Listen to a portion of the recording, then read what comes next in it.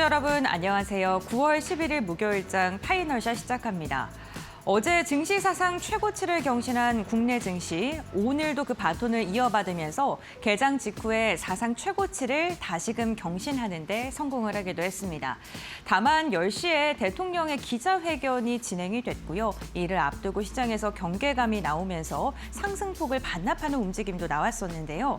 다만 오늘도 외국인과 기관은 매수를 선택하면서 우리 시장 우호적인 분위기가 지속되고 있습니다. 정말 많은 분들께서 이재명 대통령의 취임 100일 기자회견을 주목하고 계셨을 것 같은데 오늘 마켓 A컷을 통해서는 그 발언 가운데서 우리가 투자 포인트로 삼을 만한 발언들 어떤 게 있는지 함께 정리해 보도록 하겠습니다.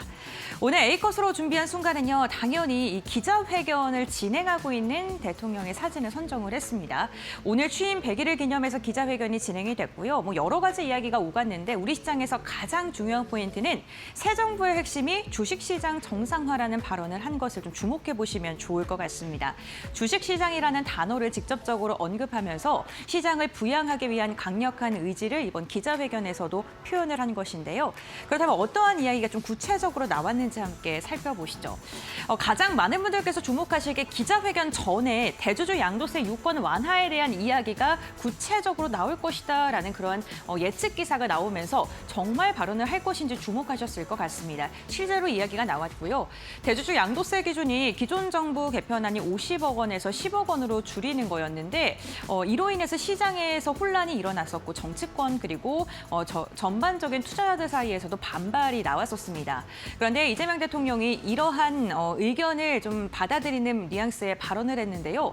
굳이 10억 원으로 내릴 필요가 없다. 국회 논의에 맡기겠다라는 이야기를 하기도 했고요. 만약에 50억 원을 유지하게 된다면 세수 결손이 2천억에서 3천억 원 수준가량인데 만약에 이번 변경으로 인해서 시장에 노이즈가 생기게 된다면 나는 굳이 고집을 하지 않겠다라는 이야기를 했습니다. 그러니까 현행 50억 원을 유지하겠다라는 뉘앙스의 발언을 하면서 이로 인해 증시의 불확실성이 다소 완화되는 그러한 해석이 많이 나오고 있고요. 배당과 분리과세에 대한 이야기도 했는데요. 세수에 큰 손실이 없다면 기업이 최대한 배당하도록 유도하겠다. 그리고 실제로 현재 시뮬레이션 중이다라고 언급을 하기도 했고요. 분리과세 제도를 개선해서 세율을 25%에서 30%까지 조정이 가능하다라는 이야기를 하면서 기업의 배당 성향 확대에 대한 기대감 그리고 과세 정책에 대한 기대감이 더해지면서 투자 매력도가 증가할 수 있다라는 긍정적인 분석이 나오고 있습니다. 상법 개정에 대한 이야기도 나온 것으로 확인되고 있는데요. 기업의 옥죄기가 아니라 악덕 경영진을 압박하기 위해서 개정을 하는 거다. 추가로 더 해야지 국민 경제에 도움이 될 것이다. 더 세진 상법 개정할 수 있다. 이러한 발언들을 했습니다. 이로 인해서 기업 지배구조에 대한 개선 방안, 주주 권리가 더욱더 강화되는 그런 필요성을 언급하기도 했고요. 이로 인해 더 구체적인 정부의 정책안들이 나오지 않을까라는 그러한 기대 섞인 해석들도 쏟아지고 있는 상황입니다. 이와 함께 시장에도 우호적인 발언들이 정말 많이 나왔는데요. 아직도 주식시장 정상화까지는 멀었다라고 이야기를 했습니다. 새 정부 핵심 과제가 생산적인 금융 환경을 조성하는 건데 그거에 가장 중요한 역할을 하던 게 주식시장이 정상화되는 것이다라고 이야기를 한 것인데요. 특히나 부동산 시장, 투기 구조의 지금 부동산 시장에 있는 경제 구조를 금융 대전환이 필요하고 그 유동성 자금을 주식시장으로 옮기겠다라는 발언을 했습니다. 특히나 한국 증시가 객관적으로 평가해도 저평가 구간이라고 발언을 하기도 했고요. 오늘 좀 오후에 들어서는 주가를 조작하면 패가 망신이다. 원금까지 손실을 보더라도 원금까지 몰수하겠다. 이러한 강경한 발언을 하기도 했습니다. 코리아 디스카운트 해소의 과정이 본격화에 접어들 수 있는 그런 기대감이 커질 수밖에 없고요. 특히나 이렇게 정부가 증시를 부양하기 위한 부양책들을 계속해서 내놓을 것이다라는 우호적인 환경이 조성됐다라는 이야기도 나오고 있습니다. 뿐만 아니라 또 여러 가지 방안들을 발표하기도 했는데요. 확장 재정에 대해서도 터닝 포인트를 만들기 위해 불가피한 조치다라고 이야기를 하기도 했습니다. 특히나 국채가 1,000조를 돌파했는데 국채 발행을 또 100조가량 한다라고 하니까 시장에서는 좀 너무 많이 발행하는 게 아니냐, 빚이 늘어나는 게 아니냐라는 비판이 나왔었죠. 이에 대해서 발언을 한 것인데요. 절대보다 비율이 중요하고 지금 100조를 발행하더라도 부채 비율이 50%대인데 OECD 평균이 110%이기 때문에 여전히 낮은 수준이다라고 이야기를 했습니다. 만약에 발행을 이상을 한다고 하더라도 우리가 그 이상을 만들어내게 된다면 얼마든지 갚을 수 있다라고 이야기를 하기도 했고요. 씨앗값을 빌려서라도 씨를 뿌려야지 수확할 수 있다라고 이야기를 하기도 했습니다. 전 정부를 비판하는 발언도 했습니다. 장부에 안 잡힌 악성 부채가 한 90조가량으로 지금 추산되고 있다라는 발언을 좀 직접적으로 하면서 확장 재정에 대한 기조를 이어갈 것이다. 돈풀기를 계속할 것이다라는 그런 뉘앙스의 발언을 했고요. 결국에는 기술과 연구 개발에 투자를 하고 우리나라가 성장의 그 길목에서 성장으로 더 나아갈 수 있는 그러한 방안을 제시할 것이다라고 이야기를 했기 때문에 이러한 부분을 통해서 내수와 관련된 기업들이나 아니면 투자사와 관련된 기업들 좀 주목해 보시는 것도 좋을 것 같습니다. 또 다른 이야기들도 했습니다. 전방위적으로 다양한 메시지를 했는데 에너지 정책에 대해서 기자회견 후반 부분에 이야기가 나왔습니다. 전력 수요를 감당하기 위해서 원전이 수십 개가 필요한데 짓는 데 15년 이상이 걸리고 지금 부지도 부족하다라고 발언을 하면서 태양광과 풍력은 1, 2년이면 활용이 가능하다라고 이야기를 했습니다. 결국에는 원전과 재생에너지의 믹스의 필요성을 강조한 거고요. 이 발언이 나오자마자 신재생에너지 관련 기업들의 강한 슈팅이 나오기도 했습니다. 부동산 정책에 대해서도 앞서서도 간단하게 언급을 해드렸는데 한두 번의 대책으로는 해결할 수가 없다. 수요와 실수요자 중심으로 전환할 거고 그리고 투기적 유인을 최소화하기 위해서 반복적으로 대책을 마련할 것이다라고 이야기를 했습니다. 강경한 부동산 정책이 또 나올 수 있을 것이다라는 그런 힌트를 우리가 얻어볼 수 있을 것 같습니다. 한미 협상과 구금 사태에 대해서도 우리가 방어를 하러 간 것이지 이면 합의가 없었다라고 이야기를 하기도 했고요. 최종 결론이 합리적으로 귀결이 될 것이고 구금 사태로 기업들이 미국에 투자를 망설일 수도 있다라는 우려 섞인 목소리가 나오기도 했습니다. 남북관계와 안보에 대해서는 지금 남북관계가 진척이 없지만 노력을 지속하고 북미 대화, 한반도 평화에 도움이 될 거고 우리가 전면적으로 나설 필요는 없다라고 이야기를 한 만큼 이러한 부분에서도 좀 투자 힌트를 얻어보셨으면 좋을 것 같습니다. 다음 장을 통해서 그럼 계속해서 이야기 나눠보도록 하겠습니다. 취임 100일에 코스피가 한 23%가량 상승했고요. 올해 우리나라가 주요국들 가운데서 상승률이 가장 좋았습니다. 독보적으로 높은 상승률을 기록을 하고 있죠. 역대 대통령들의 취임 임기 첫 100일의 코스피 지수표를 보더라도요. 지금 역대급으로 많이 상승한 상황이라고도 볼 수 있을 것 같습니다. 시가총액이 500조가 넘게 증가했고 외국인 매수세 오늘까지도 끊임없이 들어오고 있고요. 다만 대통령 기자회견이 난 다음에 50억에 대한 확정이 부재하고 국회로 좀 맡기겠다라는 발언을 하면서 조금의 실망 매물, 세론 매물이 조금 나온 것으로 확인이 되고 있습니다. 다만 이재명 대통령이 되기 전과 후 그리고 취임 후 100일 동안 지속적으로 강조하고 있는 게 있죠. 일관적으로 지금 이야기를 하고 있는 게 주식시장을 활성화시키겠다라는 발언이고요. 4,000피, 5,000피에 대한 기대감을 커질 수 있는 그러한 정책들이 나오고 있습니다.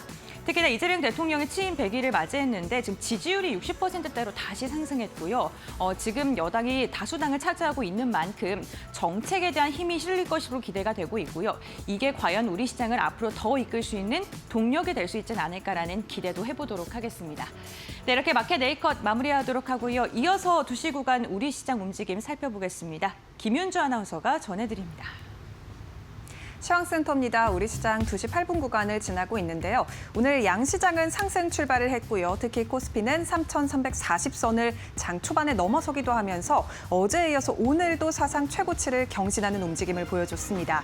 다만 이 이재명 대통령의 기자회견을 전후로 조금의 이 차익 실현 매물이 출회가 됐고 이에 따라 코스피가 잠깐 10시 45분쯤에 하락 전환이 되기도 했었는데 현재 시간 기준으로 다시금 올라온 상황이고요. 3,327선 부근에서 움직이고 있습니다. 코스닥도 오늘 강보합권 내에서 움직이고 있고 833포인트 지나가고 있습니다. 조금 더 자세한 일중 흐름 함께 체크해 보시죠.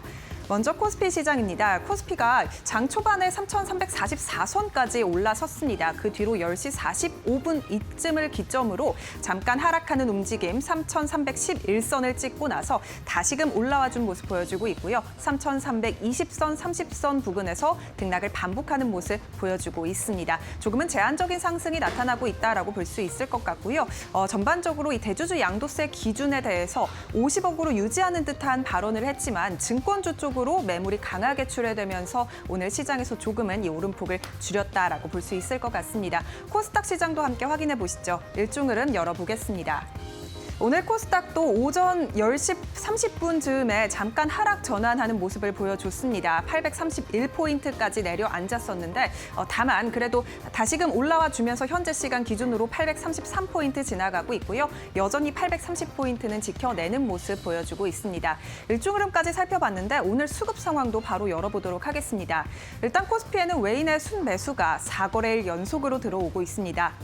기관 같은 경우에는 5거래일 연속 코스피 시장을 담아내고 있고요. 외인이 1,300억가량 담아내고 있고 오늘은 외국인보다 기관의 매수세가 더 강하게 들어오고 있다는 점 특징적으로 볼 수 있을 것 같습니다. 4,500억가량 담아내고 있고요. 기관 같은 경우는 오후장 들어서 매수폭을 더욱이 늘렸다는 점 함께 체크해 볼 수 있겠습니다. 외국인은 오늘 1,300억가량 담고 있고요. 개인만이 차익 실현 매물 출하하고 있습니다. 개인 6천억 원가량 팔고 있습니다. 코스닥 시장도 열어보시죠.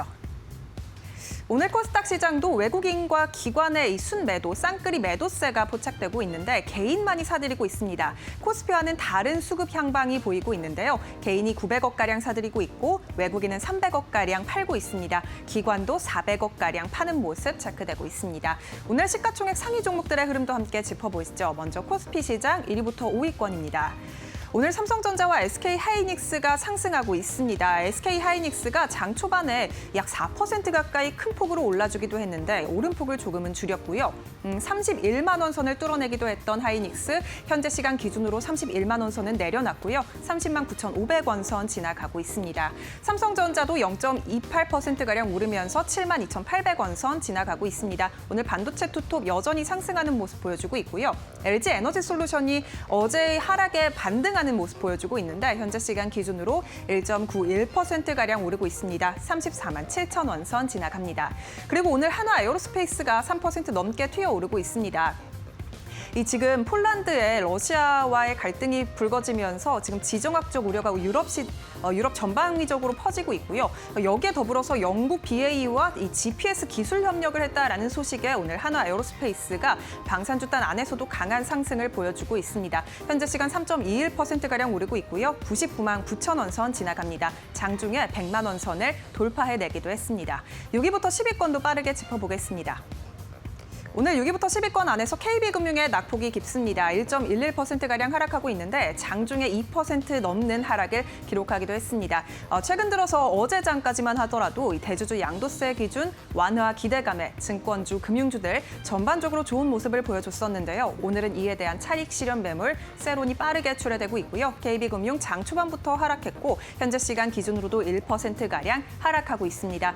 코스닥 시장도 시가총액 상위 종목 함께 살펴보겠습니다. 1위부터 5위권 열어보시죠.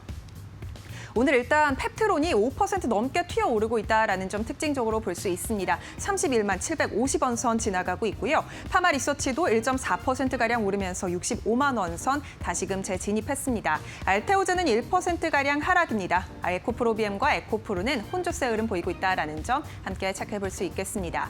첫 번째 특징주도 함께 알아보시죠. 오늘 시장에서 주목해볼 만한 특징주는 한선 엔지니어링입니다. 최근 들어서 이 SOFP 수요 확대 기대감 속에 이 한선 엔지니어링이 주목받으면서 튀어오르고 있는데요.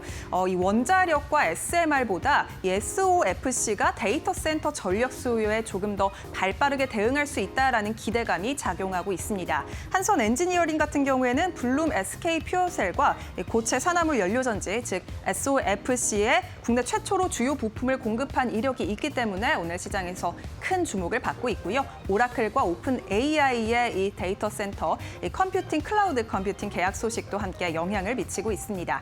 29% 지금 상한가 터치했고요. 11,470원 선 거래되고 있습니다. 두 번째 특징주 열어보시죠. 오늘 두 번째 특징주 SK 오션플랜트입니다. SK 오션플랜트의 마스가 협력 기대감이 강하게 붙고 있습니다. 오늘 미국 함정 정비 협약 추진에 속도를 내고 있다. 지난달에 이 서류를 제출했다라는 소식이 나왔기 때문인데요. 서류 제출에 이어서 이달 말에 현장 실사를 앞두고 있고요. 이르면 연내에 이 협약이 체결될 것으로 기대감이 몰리고 있습니다. 이에 따라 오늘 SK 오션플랜트 23% 넘게 급등하고 있고요. 오늘 조선주 그리고 조선기자재단으로 훈풍 연일 부는 가운데 SK 오션플랜트의 상승률이 눈에 띕니다. 23.48% 오르고 있고요. 29,450원 선 지나갑니다. 마지막 특징주도 함께 열어보시죠.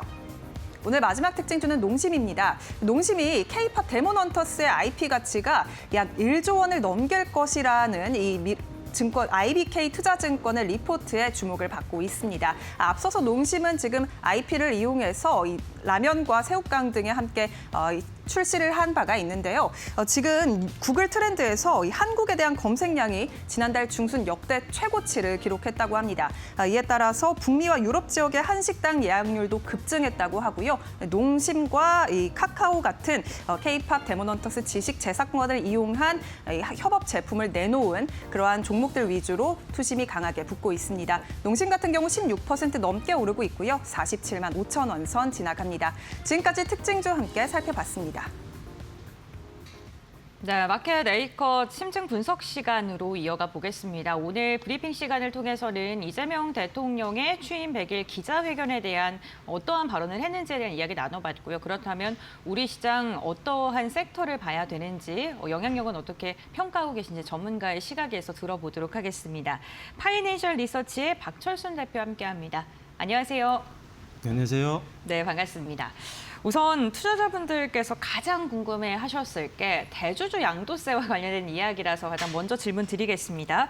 직접적으로 발언을 했습니다. 10억 원으로 굳이 내릴 필요는 없다고 생각한다라고 선을 그었는데 이게 앞으로 증시 흐름에 어떤 영향을 줄까 제가 좀 이렇게 분석 기사들을 보니까 기대했던 멘트였다라는 이야기도 있고요. 네. 결국에는 국회에 토스한 게 아니냐 이러한 이야기도 있거든요. 어떻게 보세요?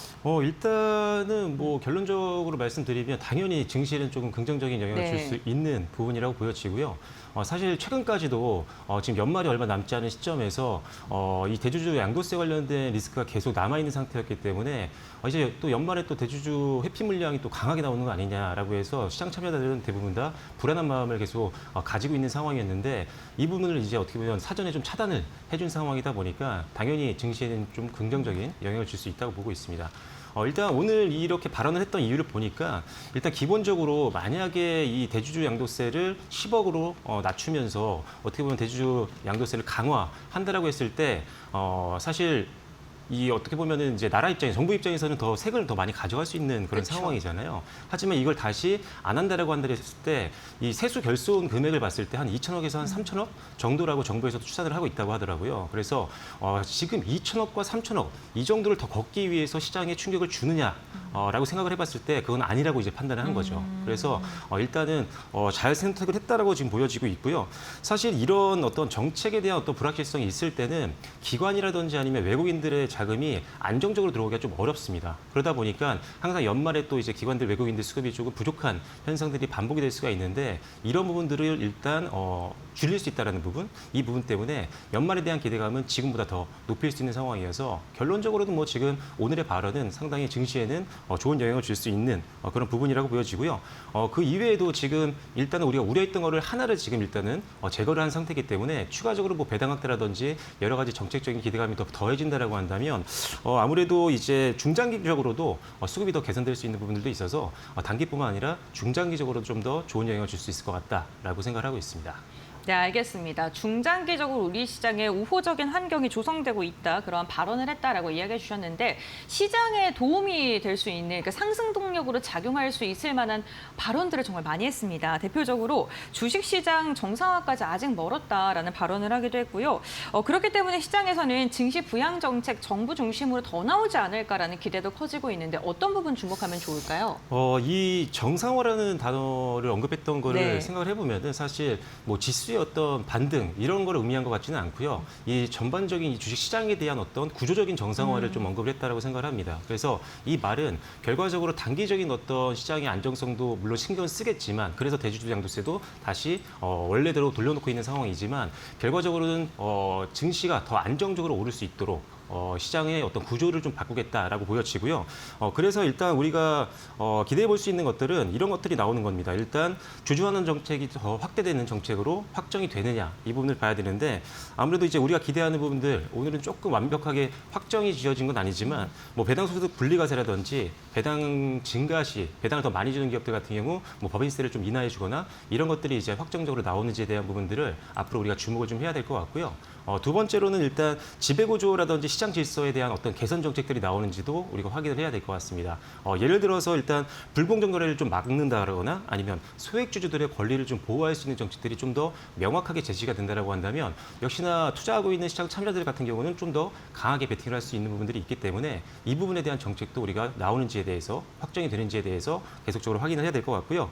그다음에 세제 일관성에 대한 유지 여부도 굉장히 중요할 것 같습니다. 일단 대주주 기준 이 부분들이 앞서 좀 약간 걱정해 주셨지만 네. 혼선 없이 완벽하게 지금 정리가 될 것인지에 대한 부분들은 아직은 좀 남아 있는 부분이기 때문에 이 부분도 다시 한번 우리가 생각을 좀 해봐야 될 것 같다라는 점. 그리고 마지막으로는 외국인들이 좀 들어올 수 있도록 좀 규제가 좀 완화된다라거나 아니면 이런 주식적인 시장에서의 어떤 인프라를 좀 더 강화시킨다라거나 이런 것들도 나와준다라고 하면은 뭐 연말에 대한 어떤 우려감은 더 낮춰질 수 있으니까요. 그 부분을 계속적으로 우리가 주시를 해야 될 것 같다라고 보시면 될 것 같습니다. 네, 알겠습니다. 제도 개선 중심의 정책 구조적인 변화를 위해서 지속적으로 정책을 내놓을 것으로 기대가 되는데 좀 기대할 수 있는 발언들을 많이 했잖아요. 뭐 주가 조작이나 하면은 패가망신 시킬 것이다.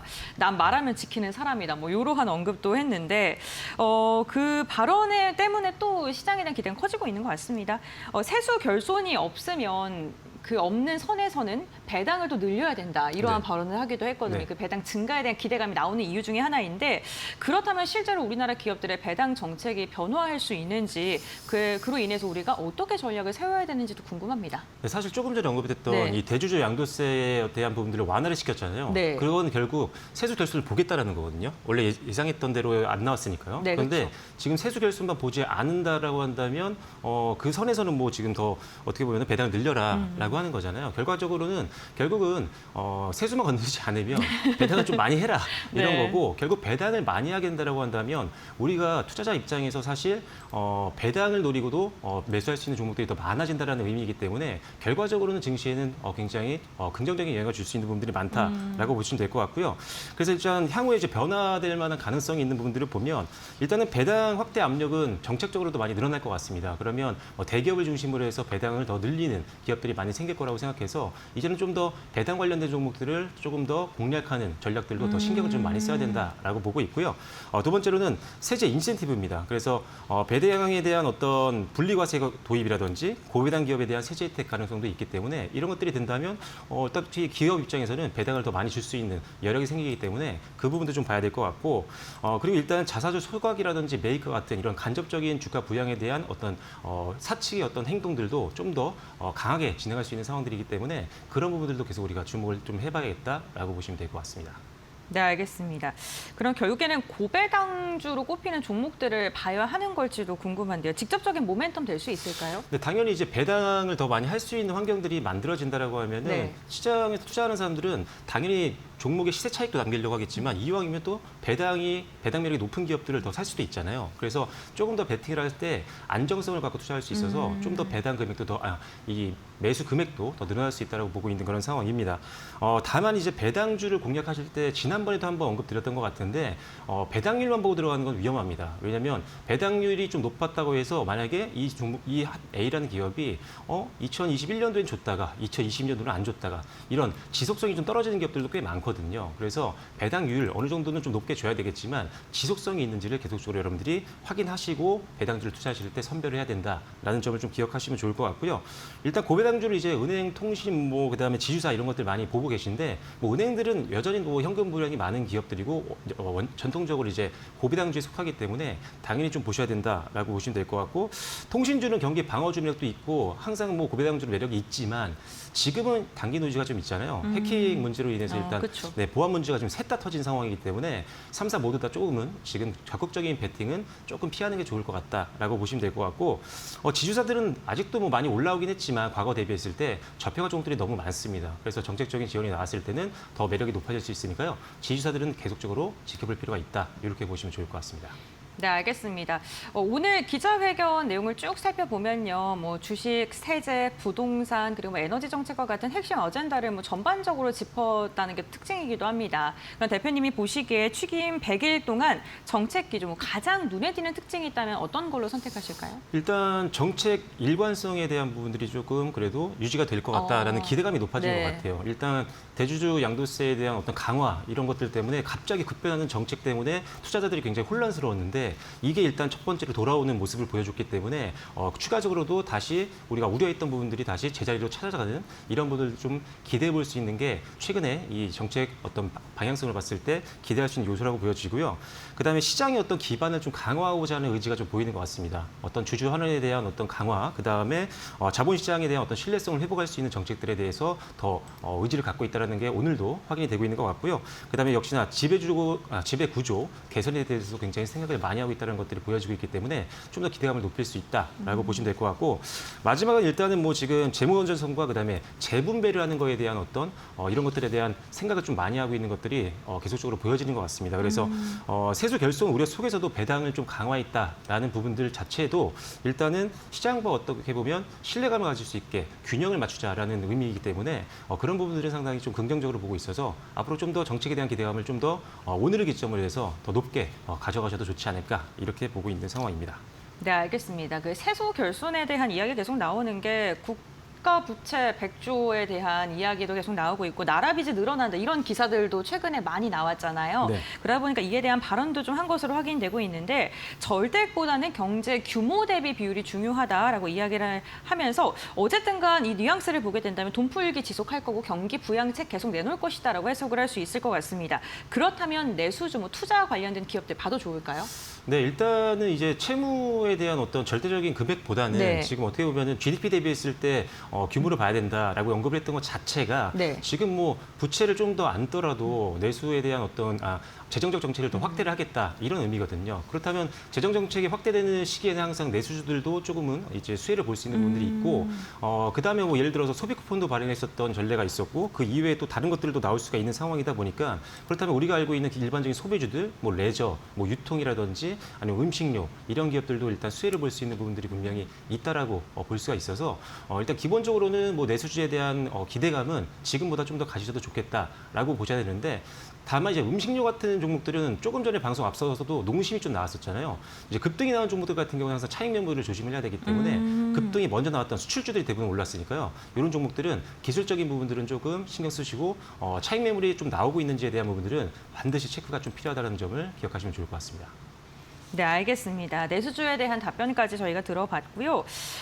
그렇다면 그 정말 많은 이야기가 나왔거든요. 네. 이 시간 동안 우리가 좀 주목을 해볼 만한 섹터라던가 종목이 있다면 어떤 게 있을까요? 역시나 오늘 정책적인 수혜를 볼 수 있는 게 뭐 지주사, 뭐 통신사, 근데 앞서도 좀 말씀드렸던 부분이잖아요. 그래서 일단은 통신사는 단기의 노이즈가 좀 있기 때문에 보안 관련된 이슈가 해소되기 전까지는 일단 천천히 보시는 게 좋을 것 같고요. 뭐 지주사라든지 아니면 은행 그리고 금융주들을 계속 보셔야 되는데 아무래도 배당에 대한 매력도 있고 보통 지금 금융주들이 상당히 이제 실적들이 굉장히 좋습니다. 그래서 현금 부양도 많아서 배당을 할 수 있는 여력들도 굉장히 많은 상황이거든요. 근데 그 중에 단기적으로 좀 더 매력을 볼 수 있는 부분들은 당연히 증권주라고 볼 수 있는 게 지금 금리 인하에 대한 기대감이 굉장히 높아지고 있는 상황이고 이제 곧 얼마 남지 않았습니다. 금리 인하 발표가. 그래서 물론 발표를 해보고 나서 뚜껑을 열어봐야 되겠지만 금리 인하의 방향이 우리가 예상대로 흘러간다라고 한다면 증권주 같은 경우는 거래대금 확대에 따른 실적 개선이 훨씬 더 빠를 수가 있기 때문에 일단 증권주가 더 많이 올라가고 있다라고 보시면 될 것 같고요. 그중에도 사실 이제 자사주 소각 관련된 이슈로는 자사주 비중이 좀 많고 그다음에 최대주주의 어떻게 보면은 지분율이 좀 낮은 기업들은 좀 더 유리할 수 있거든요. 그래서 신영증권을 보시면 좋을 것 같고 그 이외에 일반적으로는 키움증권이라든지 삼성증권 정도가 지금 기술적으로도 상당히 우상향 흐름들이 잘 나오고 있는 상황이고 실적에 대한 기대감도 높아지고 있기 때문에 주목하시면 좋겠다라고 보시면 좋을 것 같고 오늘 내용과는 조금 다른 내용일 수가 있는데 저는 사실 매 방송마다 말씀드리고 있는 게 네. AI 반도체를 계속 보셔야 됩니다. 지금 왜냐하면 최근에 이제 한두 달 정도 이제 뉴스라든지 이런 거 보시면 아시겠지만 상방이 계속 열릴 수밖에 없는 내용들이 많이 나옵니다. 그동안 AI 쪽이라든지 반도체 쪽에 대한 우려감은 피크아웃에 대한 우려감이었거든요. 항상 고성장하고 있던 섹터들은 이 피크아웃에 대한 우려감이 항상 나올 수밖에 없는데 이거를 깰 만한 내용들이 많이 나왔죠. 일단 엔비디아 실적 발표가 있었죠. 그다음에 브로드컴 실적 발표들이 있었죠. 그다음에 오라클이 어마어마한 또 실적 가이던스를 발표를 했었죠. 그리고 최근에 이제 골드만삭스 같은 경우도 AI 데이터 센터에 대한 캐펙스에 대한 부분들을 엄청나게 상향 조정을 했습니다. 그만큼 관련된 빅테크들이 엄청나게 지금 데이터 센터라든지 AI 시설에다가 투자를 공격적으로 하고 있다는 거죠. 그러면 거기에 들어가고 있는 HBM 관련된 우리나라 국내 기업들 다 당연히 수혜를 볼 수 있는 부분이 있다고 보고 있고요. 추가적으로 거기다가 지금 레거시 반도체도 내년에 공급이 좀 쇼티가 될 것 같습니다. 그래서 그런 부분을 감안한다면 지난번에 말씀드렸던 뭐 VM이라든지 뭐 PSK홀딩스 이런 종목들도 최근에 계속적으로 우상향하면서 수익이 굉장히 좋았었거든요. 그래서 항상 말씀드리고 있는 이 AI 반도체 특히나 HBM 밸류체인에서 장비주라든지 좀 저평가된 실적주들은 지금도 아직 저렴한 종목들이 많으니까요. 계속 주목해 보시면 좋을 것 같습니다. 네, 알겠습니다. 결국에는 AI 반도체 금리 인하라는 그 기조와 맞물려서 앞으로 더 볼만하다라고 이야기해 주셨고 관련해서 어떻게 투자 전략 잡아야 되는지까지 굉장히 디테일하게 이야기를 해주셨습니다. 오늘 박철순 대표와 함께 대통령 취임 100일 기자회견과 관련돼서 우리 시장에 어떻게 적용해보고 어떤 섹터를 봐야 되는지 이야기 나눠봤고요. 오늘 말씀은 여기까지 듣겠습니다. 고맙습니다.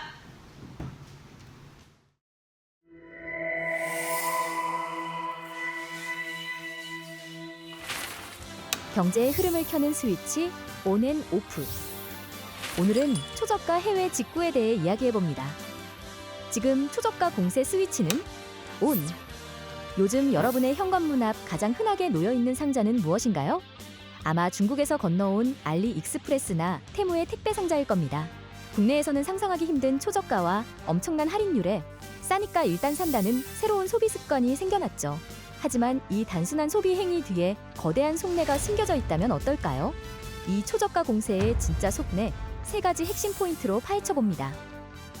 첫 번째, 국내 시장을 뒤흔든 알리와 테무. 알리와 테무는 무서운 속도로 성장하고 있습니다. 이들은 국내 진출 1년 만에 사용자 수가 쿠팡과 네이버를 위협하는 수준까지 올라섰는데요. 막대한 자본력을 바탕으로 한국에 1조 5천억 원을 투자하고 배송비와 반품비 무료는 물론 상상할 수 없는 100원 딜까지 펼쳤죠. 전문가들은 이들의 공세가 국내 이커머스 시장뿐만 아니라 제조업, 유통업 전반의 생태계를 뒤흔들고 있다고 분석합니다. 두 번째, 그들의 진짜 상품은 데이터. 그들의 진짜 목적은 초저가 뒤에 숨겨져 있습니다.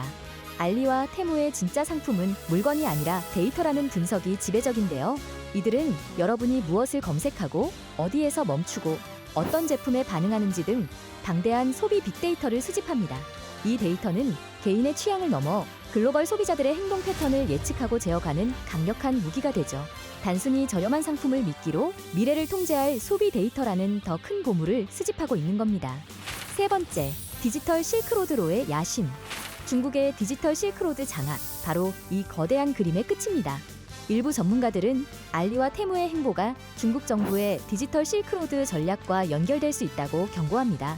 전 세계 소비자의 민감한 데이터를 손에 쥔다는 것은 곧 국경을 초월한 경제 정보전에서 우위를 점하는 것을 의미하죠.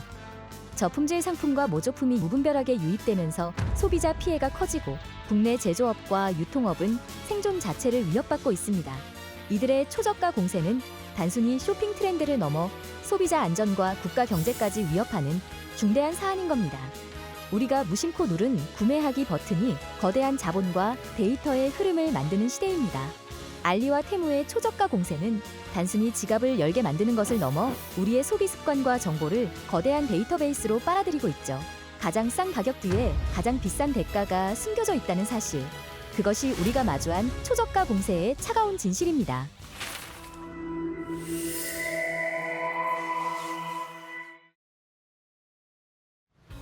네, 시청자 여러분 안녕하십니까? 신민영입니다. 목요일에 파이널샷 함께하고 계시고요. 이번에는 종목 바인더 통해서 보다 자세한 종목별 이슈들 점검해 보시죠.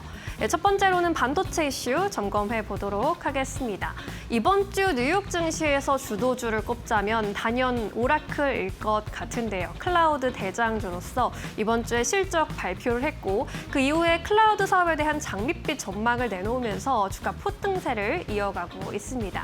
일단 잔여 계약 가치, 향후에 매출로 인식될 수 있는 이 계약 금액이 4,550억 달러라면서 전년 동기 대비 359% 급증할 것이다라고 예상을 했고, 뿐만 아니라 올해 AID 클라우드 인프라 사업 부문, OCI 부문이 77% 성장할 것이라는 전망을 내놓으면서 시장이 환호했습니다. 여기에 더해서 월스트리트저널이 오라클이 오픈 AI와 5년간 400조 원대 계약을 체결했다라는 보도 내놓으면서 간밤에도 35%나 급등 마감했고요. 오라클의 급등세가 다른 반도체주로도 번지면서 AMD나 엔비디아, TSMC, 마이크론과 같은 반도체주 전반이 활짝 웃었습니다. 이렇게 오라클이 촉발한 AI 랠리를 두고 글로벌 IB에서는 입을 모아서 긍정적인 평가를 내놓고 있는데요. 웰스파고에서는 AI 투자의 정당성을 확인시켜준 중대한 사건이다라는 평가를 내놨고요. UBS에서도 오라클의 전망, 데이터 센터를 구축하는 모든 파트너에게 매우 긍정적인 신호다라고 코멘트 남기면서 다른 반도체주들로도 훈풍이 번졌습니다. 도이체방크의 경우에는 목표 주가를 335달러로 대폭 상향 조정했는데 목표 주가 달성도 어렵지 않을 것 같습니다. 오늘 반도체주들 우리 증시에서도 긍정적인 흐름 이어지고 있는데요. 현재 구간 분위기도 체크해 보시죠. 오늘 삼성전자가 오전 장중에 하락 전환했다가 또다시 상승 반전에 성공한 모습, 현재 강보합권에서 움직이고 있습니다. SK하이닉스 무려 8거래일 연속 상승하면서 코스피 상승을 지지해주고 있고요. 31만 원까지 올라온 모습입니다. 미코와 LTC, 넥스트칩의 경우에 코스닥에서 돋보이는 모습이고요. 특히 넥스트칩의 경우에는 15% 급등세 가져가면서 3,565원 선 거래되는 모습입니다. 이어서 두 번째 이슈 체크해 보시죠. 네, 국내에서 처음으로 이제 운전석 없는 자율주행 버스 운행이 임박한 상황입니다. 이 버스가 운행을 할 것으로 보이는데 청계천 일대에서 돌아다니게 될 것이라고 하는데 이 아담한 모습이 굉장히 귀엽지 않나요? 한번 타보고 싶은 그런 생각이 드는 그런 버스입니다.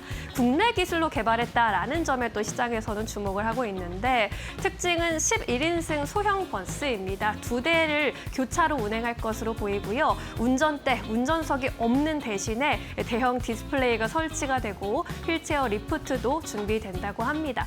당분간은 무료로 이용을 할 수 있다고 하고요. 향후에는 유료화가 될 것으로 보이는데 보통 사용하는 교통카드도 사용할 수 있을 것이라는 전망이 나옵니다. 청계천 구간을 4.8km 구간을 순환을 할 것으로 보이는데 주중에만 운행을 할 것으로 보이죠. 아시다시피 청계천이 주말에는 차 없는 도로로 운행이 되기 때문에 주중에 시간이 있으신 분들은 9월 말부터 한번 이용을 해보셔도 괜찮을 것 같습니다. 자율주행 관련 테마의 경우에는 이러한 이슈에도 영향을 받고 있는데요. 오늘은 좀 엇갈린 흐름 나타나고 있습니다. 현재 구간 시세 체크해 보시죠. 모바일 어플라이언스가 9%대 급등세로 가장 돋보이는 흐름입니다. 2,145원 지나가고 있고요. 퓨런티어가 2.3%대 강세, 모트렉스와 KG 모빌리티도 강보합권 흐름 포착이 되고 있습니다. 한나캐스트의 경우에는 최근에 하락 반전한 이후 오늘은 2에서 3%대 약세권에 머물러 있습니다. 이어서 세 번째 이슈 체크해 보시죠. 네, 외국인의 수급이 요즘에 굉장히 특징적인데 어디로 쏠릴까라는 고민을 항상 하게 됩니다. 외국인 수급을 살펴보려면 또 외국계 IB의 분석이 중요할 텐데요. 모건 스탠리에서 내놓은 보고서를 가져와 봤습니다. 첫 100일을 두고 정책, 개혁, 다음 과제는? 이라는 제목의 리포트를 내놨는데 우리나라 시장의 재평가를 위해서는 무엇보다도 코스피 5천 개혁 드라이브가 잘 추진되는 것이 중요하겠다라고 강조를 했고요. 기업의 자본 배분 효율성과 주주 환원 확대가 절실하게 필요하다라고 강조를 했습니다. 그러면서 올 연말에 이러한 개혁이 잘 추진되어서 베스트 시나리오가 이루어진다면 3,500선이 도달 가능하겠지만 개혁에서 어느 정도 실패가 나타나거나 실망하는 부분이 생긴다면 2,500까지 다시 하락할 수 있겠다라면서 코스피 5천 개혁 드라이브가 가장 중요하다라는 의견을 제시했습니다. 업종별로는 전망이 밝은 업종으로 AI와 방산, 조선, 원자력, 조방원을 꼽았고요. K-썸띵, K-푸드나 K-뷰티 쪽이 역시나 우리나라만의 강점이라고 강조를 했습니다. 오늘 식품주 K-푸드 쪽도 분위기 좋은데요. 함께 시세 체크해 보시죠. 네, 삼양식품 그리고 S&D 동반해서 2에서 4%대 오름세로 움직이고 있습니다. 농심이 급등세 연출하고 있는데요. 47만 6,500원으로 치고 나가는 모습이네요. 풀무원과 오리온도 오늘 동반해서 빨간불 들어와 있습니다. 식품주의 경우에는 계속해서 좋은 흐름 보여주고 있는데 상승세 어디까지 이어질지 함께 지켜보시죠. 마지막 이슈로 넘어가 보겠습니다. KT는 이번 주에 굉장히 안 좋은 소식이 계속 오르내리고 있습니다. 무단 소액 결제 피해 사건이 알려지면서 투자 심리도 악화하는 흐름이 보였는데 그래도 오늘은 주가 반등세를 보이고 있습니다.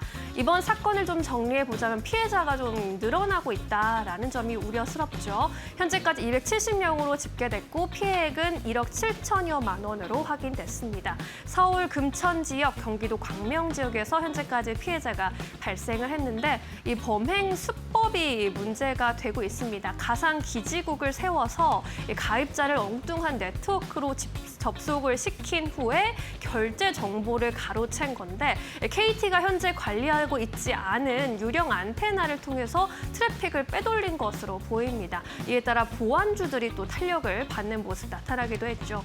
이제 국내에서 처음으로 이렇게 확인된 해킹 유형이기 때문에 앞으로도 좀 주의가 필요할 것으로 보이는데요.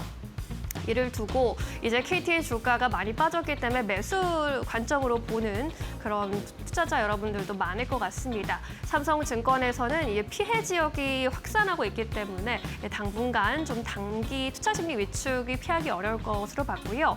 SK텔레콤과는 다르게 실제로 금전 피해가 발생했기 때문에 향후 상황을 좀 지켜볼 필요가 있겠다라고 코멘트를 남기기도 했습니다. 오늘 통신주는 어떻게 움직이고 있는지 함께 살펴보시죠. KT의 경우에는 오늘 상승 전환한 이후로 강보합권에서 움직이는 모습입니다. 51,300원 선 지나가는 모습이고요. RFHIC는 통신 장비 주안에서 오늘 흐름 돋보이고 있습니다. 3%대 오름세에 29,400원 선 지나갑니다. LG유플러스가 이번 사태에서 가장 크게 수혜를 받고 있는 모습이죠. 오늘도 상승세 이어가고 있고요. SK텔레콤 강보합권, HF의 경우에는 반대로 3%대 약세 흐름 나타나고 있습니다. 네, 이렇게 해서 오늘의 주요 이슈들, 종목들의 흐름까지 점검을 해봤고요. 이번에는 전문가 전화 연결해서 보다 자세한 투자 의견 들어보도록 하겠습니다. 김농아 전문가 만나볼게요. 안녕하세요. 네, 안녕하세요. 네, 전문가님, 오늘 특징적으로는 어떤 종목들 눈여겨보고 계십니까? 네, 오늘 특징주로는 로보티즈와 하나솔루션 이렇게 두 종목 말씀드리겠습니다. 일단 로보티즈 같은 경우에는 최근에 UC 버클리 연구팀이 인간과 탁구 경기를 하는 그런 휴머노이드 로봇 히터 시연 영상을 공개하면서 로봇 관련주들의 움직임이 또 한 번 강한 모습을 보이고 있고요. 최근에 이제 노란봉투법 시행으로 인해서 강세를 띠고 있고 현재 로봇 관련주 대장으로 좀 꼽히는 모습입니다. 최근 상승 이후에 눌림목 구간에서 반등 구간으로 보여지기 때문에 앞으로 로봇 관련주들의 상승세에 더 좀 노려볼 수 있겠습니다. 두 번째는 하나솔루션인데요. 일단 이재명 대통령의 신재생에너지 관련 발언으로 신재생에너지 관련주들의 상승세가 나오고 있습니다. 일단 원전의 건설 기간이 15년이나 걸리기 때문에 신재생에너지 사용을 늘려야 한다라는 주장에 좀 강세를 띠고 있고요. 기존 신재생에너지 정책을 펼쳐왔던 만큼 풍력과 그리고 태양광 관련된 종목들의 움직임을 주목할 필요가 있겠습니다. 네, 특징주에 대한 의견 주셨고요. 이번엔 종가 베팅주 여쭤보겠습니다. 종가로 베팅해볼 만한 종목, 어떤 종목 선택하시겠습니까? 네, 미래에셋증권 말씀드리겠습니다. 일단 대주주 요건 완화 관련 내용으로 오늘 이재명 대통령이 50억인 현행 유지 쪽으로 의견을 좀 기울이는 듯한 발언을 했고요. 최근 관련해서 증권 관련주들의 움직임이 강한 모습, 그리고 수급 또한 아주 좋다라고 말씀드리겠습니다. 일단 국회의 발표만 남은 상황이라고 보면 되겠고요. 이에 대한 기대감 좀 여전하다고 볼 수 있겠습니다. 매수가 같은 경우에는 오늘 종가 기준 대략 한 22,000원 구간에서 매수를 해보시면 좋을 것 같고요. 목표가는 전고점 25,000원까지는 한번 상승이 나올 수 있을 거다라고 생각을 하고 있습니다. 손절가는 21,000원 잡고 대응해보시면 될 것 같습니다. 네, 종가 베팅주로 미래에셋증권 짚어주셨고요. 목표가 25,000원까지 대응해 보도록 하겠습니다. 오늘 여기까지 드릴게요. 고맙습니다. 고맙습니다. 네, 이번엔 마감을 앞두고 꼭 점검해봐야 할 종목들 살펴보시죠. 주심포 박근호 이사 함께합니다. 어서 오세요. 안녕하십니까. 네, 안녕하세요. 오늘도 파이널샷이 포착한 오후장 특징주들 먼저 화면에 띄워보겠습니다. 네, SK하이닉스가 가장 돋보이는 것 같은데요. 오늘 8거래일 연속 강세 흐름 이어가면서 AI 반도체 쪽의 상승을 주도해주고 있습니다. 퍼스텍을 비롯한 방산주도 오늘 동반해서 급등세 연출하고 있고요. 삼성전기의 경우에는 이제 증권가에서 목표 주가 상향 리포트가 줄줄이 나오면서 오늘 장중에 신고가 다시 쓰기도 했습니다. 이 안에서 집중해볼 만한 첫 번째 종목 열어볼게요. 네, 글로벌 텍스프리 10%대 10에서 23%까지 급등세 나오고 있는데 이재명 대통령이 이제 기자회견이 있었잖아요. 외국인 성형 관광의 중요성을 언급하면서 수혜주로 거론이 되고 있네요. 저번에도 한번 이슈를 짚어본 적 있었죠. 자, 정부 정책에 의해서 어떤 특정 기업의 주가가 급등락을 거듭하는 것은 사실 그렇게 긍정적인 건 아닙니다. 근데 이번에 이제 8월 초에 하한가를 만들었던 내용이 다시 한번 좀 약간 긍정적인 부분으로 변할 수 있어서 오늘 급등을 하고 있는데요. 마침 수급도 굉장히 좋게 개선되고 있는 상황입니다. 네. 글로벌 텍스프리 입장에서 이게 어느 정도 영향이 있는지를 한번 좀 팩트 체크를 한번 해보도록 하겠습니다. 앞서서 이제 앵커께서 말씀해 주신 대로 이제 이재명 대통령이 외국인 그 의료 관광과 관련돼서 환급금 이제 12월 달에 일몰 예정이다 이렇게 나오는데 일몰이라는 것은 어떤 이제 정책이라든가 어떤 법이 이제 제한을 두고 시행이 됐을 때 이제 끝난다라는 걸 표현을 하는 거죠. 이게 사실 2010년도 중반에 특별법으로 제정이 돼서 계속적으로 연장이 되어 왔던 건데 그게 이제 이번에 끝내기로 했었는데 그 부분이 굳이 끝낼 수가 있느냐 그걸로 인해서 파생되는 어떤 경기 효과가 굉장히 좀 좋은데 이제 그걸 굳이 끝내야 되느냐라는 의견이 좀 있었었는데 그 부분을 한번 좀 짚어보도록 할게요. 일단 우리나라가 1년에 외국인 관광객이 와서 뭐 성형하고 뭐 피부 미용하고 이런 데서 어떤 환급 받는 게 한 1,000억 원 정도 된다라고 발표가 있었었는데 10% 환급이니까 이제 1,000억 원을 환급받으면 매출이 이제 1조 원이라는 거죠. 대단히 큰 겁니다. 실질적으로는. 근데 의료 관광객은 와서 무슨 뭐 코 성형을 한다 그러면 코 성형하고서 바로 이제 본국으로 돌아가는 게 아니라 어느 정도 안정 찾을 때까지 관광도 하고 호텔에서 계속 머무르면서 그거와 관련된 파생 어떤 경기 효과가 우리나라에서 이제 공식적으로 나왔을 때는 한 7조 원 이상 된다라고 발표가 된 적이 있었어요. 네. 근데 그 1,000억 원 정도를 포기를 하면 그 부분이 굉장히 줄어들 수 있기 때문에 이걸 다시 한번 살려보자라고 해서 글로벌 텍스프리 어제 이제 장 후에 시간에서부터 굉장히 좀 급등이 좀 나와주고 있는 상황인데 그럼 글로벌 텍스프리 입장에서 이 의료 관광과 관련된 환급이 어느 정도 매출에서 차지를 하고 있는지가 가장 중요하겠죠.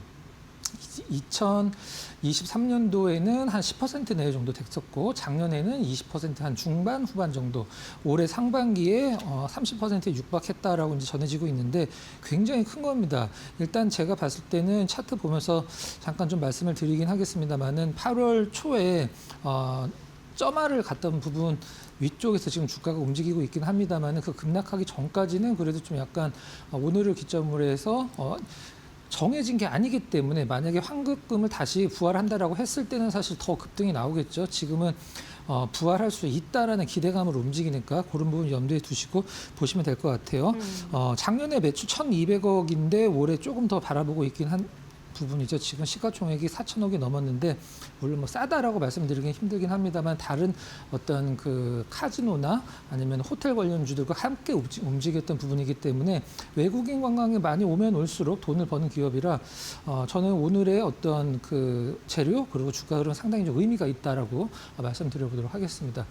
8월 초에 이제 점화를 가서 지금 그 12월 달에 이 정책을 특별법을 이제 일몰을 하겠다라고 해서 점화 갖고 더 떨어진 다음에 러프하게 좀 반등을 주고 있는 상황인데요. 네. 어제 기준으로 어제까지 외국인 기관이 사실 이틀 연속 순매도였었어요. 근데 오늘 오전장에는 별다른 움직임이 없었었는데 오후 들어서 기관과 외국인들이 동시 순매수 쪽으로 나름대로 좀 강하게 들어오는 느낌입니다. 차트를 봤을 때 지금 호텔 관련주들 뭐 그렇게 뭐 단기간에 퍼포먼스가 최근에 나오고 있지 않긴 합니다만은 이 점화가 가기 전까지는 제가 봤을 때는 어떤 기대감이나 아니면은 정책이 좀 약간 되돌려진다라고 하면은 충분히 뭐 올라갈 수 있는 구간이 되겠다 이렇게 말씀드려보도록 하겠습니다. 네, 알겠습니다. 글로벌 텍스프리 의료관광 관련 매출 비중이 굉장히 높기 때문에 이 관심 있으신 분들은 앞으로 이 관련 이슈를 잘 체크해 보실 필요가 있겠습니다. 첫 번째 특징주 만나봤고요. 이번엔 두 번째 특징주 넘어가 볼게요. 네, LG 이노텍입니다. 대표적인 애플 관련주인데 어제 이제 애플의 아이폰 17 시리즈 공개됐는데 공개 당일에 이제 새로운 물량이 출하되는 모습이었다가 오늘은 그래도 1에서 2%대 반등세입니다. 어떻게 보세요? 자, 삼성전기 다음에 이제 후속으로 포착 종목으로 말씀드렸던 종목이 LG 이노텍이고 어느 정도 좀 AS 차원에서 한번 오늘 말씀을 좀 드려보도록 하겠습니다. 네. 아이폰 17 발표하고 나서 아직 뭐 공식적으로 이제 시장에서 판매량이 나오기까지 굉장히 오랜 시간이 이제 걸리기 때문에 시장의 반응이 별로 좋진 않았죠. 애플 자체가 어제도 3% 이상 좀 하락을 했습니다. 그래서 우리나라 시장에서 BH, LG 이노텍 나름대로 이제 LG 이노텍은 오늘 저점을 잡긴 합니다만 BH는 오늘 조금 더 하락이 나오고 있는 상황이죠. BH는 어제는 좀 견조했죠. 왜 시장에서 이렇게 아이폰 17이 발표를 기다렸는데 실망감이 굉장히 컸을까요? 첫 번째는 일단 뭐 AI에 대한 어떤 큰 변화가 없었다. 기대감에 대해서 너무 못 미쳤다. 이런 부분들이 근데 그건 이제 알려져 있었던 부분이긴 합니다만은 사실 뭐 애플 자체의 AI는 없더라도 사실 스마트폰을 쓰면 다른 쪽으로 AI를 충분히 쓸 수 있기 때문에 그런 부분들은 어느 정도 시장에서 예견된 부분이라 상쇄가 됐을 거라고 생각을 하고 있는데 저는 이 아이폰 17 디자인을 보고 네. 아이폰 17 디자인, 프로 디자인을 보고 굳이 이걸 이렇게 만들었어야 됐나라고 생각을 좀 들었었는데 저는 AI보다 사실 그 디자인 쪽이 더 좀 영향이 있지 않았나라는 생각을 좀 하고 있는 상황이에요. 에어 같은 경우도 삼성 거보다 조금 좀 두껍게 나왔더라고요. 아무래도 애플이다 보면은 삼성과 비교를 했을 때 무엇 하나라도 조금씩 좀 좋게 만들려고 하는 경향이 있는데 삼성께 조금 더 얇은 그런 두께를 좀 보여주고 있는 상황이죠. 일단 시장에서는 예측치긴 합니다만 일단 아이폰 16 대비해서 조금은 출하량이 좀 늘어날 것이다라고 예상을 하고 있긴 합니다만 그건 나중에 가봐야 아는 일이고. 자, 그럼 LG 이노텍 입장에서 이제 아이폰 17에 대한 실망감으로 애플 본주가 떨어질 정도면 이게 판매량 감소를 사실 염두에 둬야 된다는 소리거든요. 왜 그러냐면 LG 이노텍 입장에서는 전체 매출의 80% 이상이 애플에서 나옵니다. 그렇기 때문에 애플 아이폰 판매량 이퀄 LG 이노텍의 이제 실적이라고 생각을 하시면 될 것 같은데 이번에 LG 이노텍이 애플에서 요구하는 아이폰 17 카메라 사양을 맞추기 위해서 굉장히 많은 돈을 좀 투자를 했죠. 굉장히 좀 디테일하게 투자를 했는데 3,759억을 투자를 했다라고 좀 밝히고 있는데 이게 다 애플 아이폰에서 원하는 어떤 그 스펙을 좀 만들기 위해서 투자를 했는데 아무튼 좀 뚜껑이 열렸으니까 판매량을 지켜봐야 되긴 할 것 같아요. 근데 다만 하나 좀 약간 리스키한 부분이 있긴 한데 과거에는 LG 이노텍이 그 애플 아이폰의 카메라 모듈을 거의 100% 독점 납품을 했던 기업입니다. 그렇기 때문에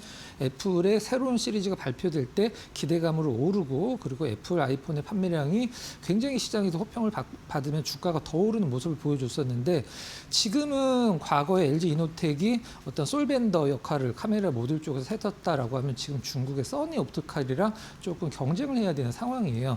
근데 아무래도 아이폰 같은 경우는 중국에서 많이 만들기 때문에 중국 고객사들을 좀 많이 씁니다. 그 부분 좀 인정을 해야 되는데 아무튼 솔벤더에서 지금 이제 경쟁을 해야 된다라는 것은 굉장히 불리한 입장이긴 합니다만은 어느 정도 마켓 시어를 내줄지는 아직은 좀 시장에서 밝혀지지 않았고 하나 좀 약간 팩트를 밝혀진 부분은 이번에 써니 옵티컬이랑 경쟁을 하면서 애플 아이폰의 카메라 모듈을 LG 이노텍에서 납품할 때 납품 단가가 한 기존 16 대비해서 한 13% 정도 좀 약간 단가가 인하됐다라고 그래요. 그래서 17에 대해서 스펙을 맞추려고 3천억 훨씬 넘는 돈을 투자를 했는데 부품 단가가 인하가 됐다. 사실 좀 생각이 좀 많아지는 좀 그런 부분이기도 합니다. 네. 자, 그럼 정리를 좀 해보면 삼성전기와 뭐 사실 시가총액이 지금 4배 이상 벌어져 있는 상황이기 때문에 맞비교하기는 좀 약간 힘들긴 합니다만은 삼성전기와 LG이노텍 이제 삼성전기를 보고서 좀 약간 타산지석으로 삼고 있는 게 바로 기판 부분인 것 같아요. 그래서 지금 삼성전기 같은 경우는 MLCC라는 뭐 굉장히 좋은 캐시카우를 기준으로 해서 기판 쪽에서 굉장히 퍼포먼스를 내고 미래 성장 모멘텀으로 삼고 있는 상황에서 LG이노텍도 기판 쪽에서 서서히 좀 약간 힘을 주려는 듯한 모습을 보여주고 있어요. 그래서 일단 어제의 하락은 오늘 외국기관 동시 순매수로 어느 정도 진화가 됐다 이렇게 보시면 될 것 같고 애플 아이폰 17의 판매량 추이를 좀 지켜볼 필요성이 있다 이렇게 말씀드려보도록 하고 네. 차트를 좀 보도록 하겠습니다. 어제 외국인 기관 차트를 좀 약간 디테일하게 보기 위해서 좀 약간 자세히 좀 잘라왔습니다. 어제 장대 음봉으로 떨어지면서 위쪽에 보시면은 외국인 빨간색, 기관 파란색 동시 순매도 엄청나게 팔았습니다. 외국인 같은 경우에 오늘 다행스럽게도 일단은 주가도 진화가 되면서 동시 순매수로 하루 만에 좀 전환이 됐다라는 점은 상당히 좀 고무적이다라고 말씀드릴 수가 있고요.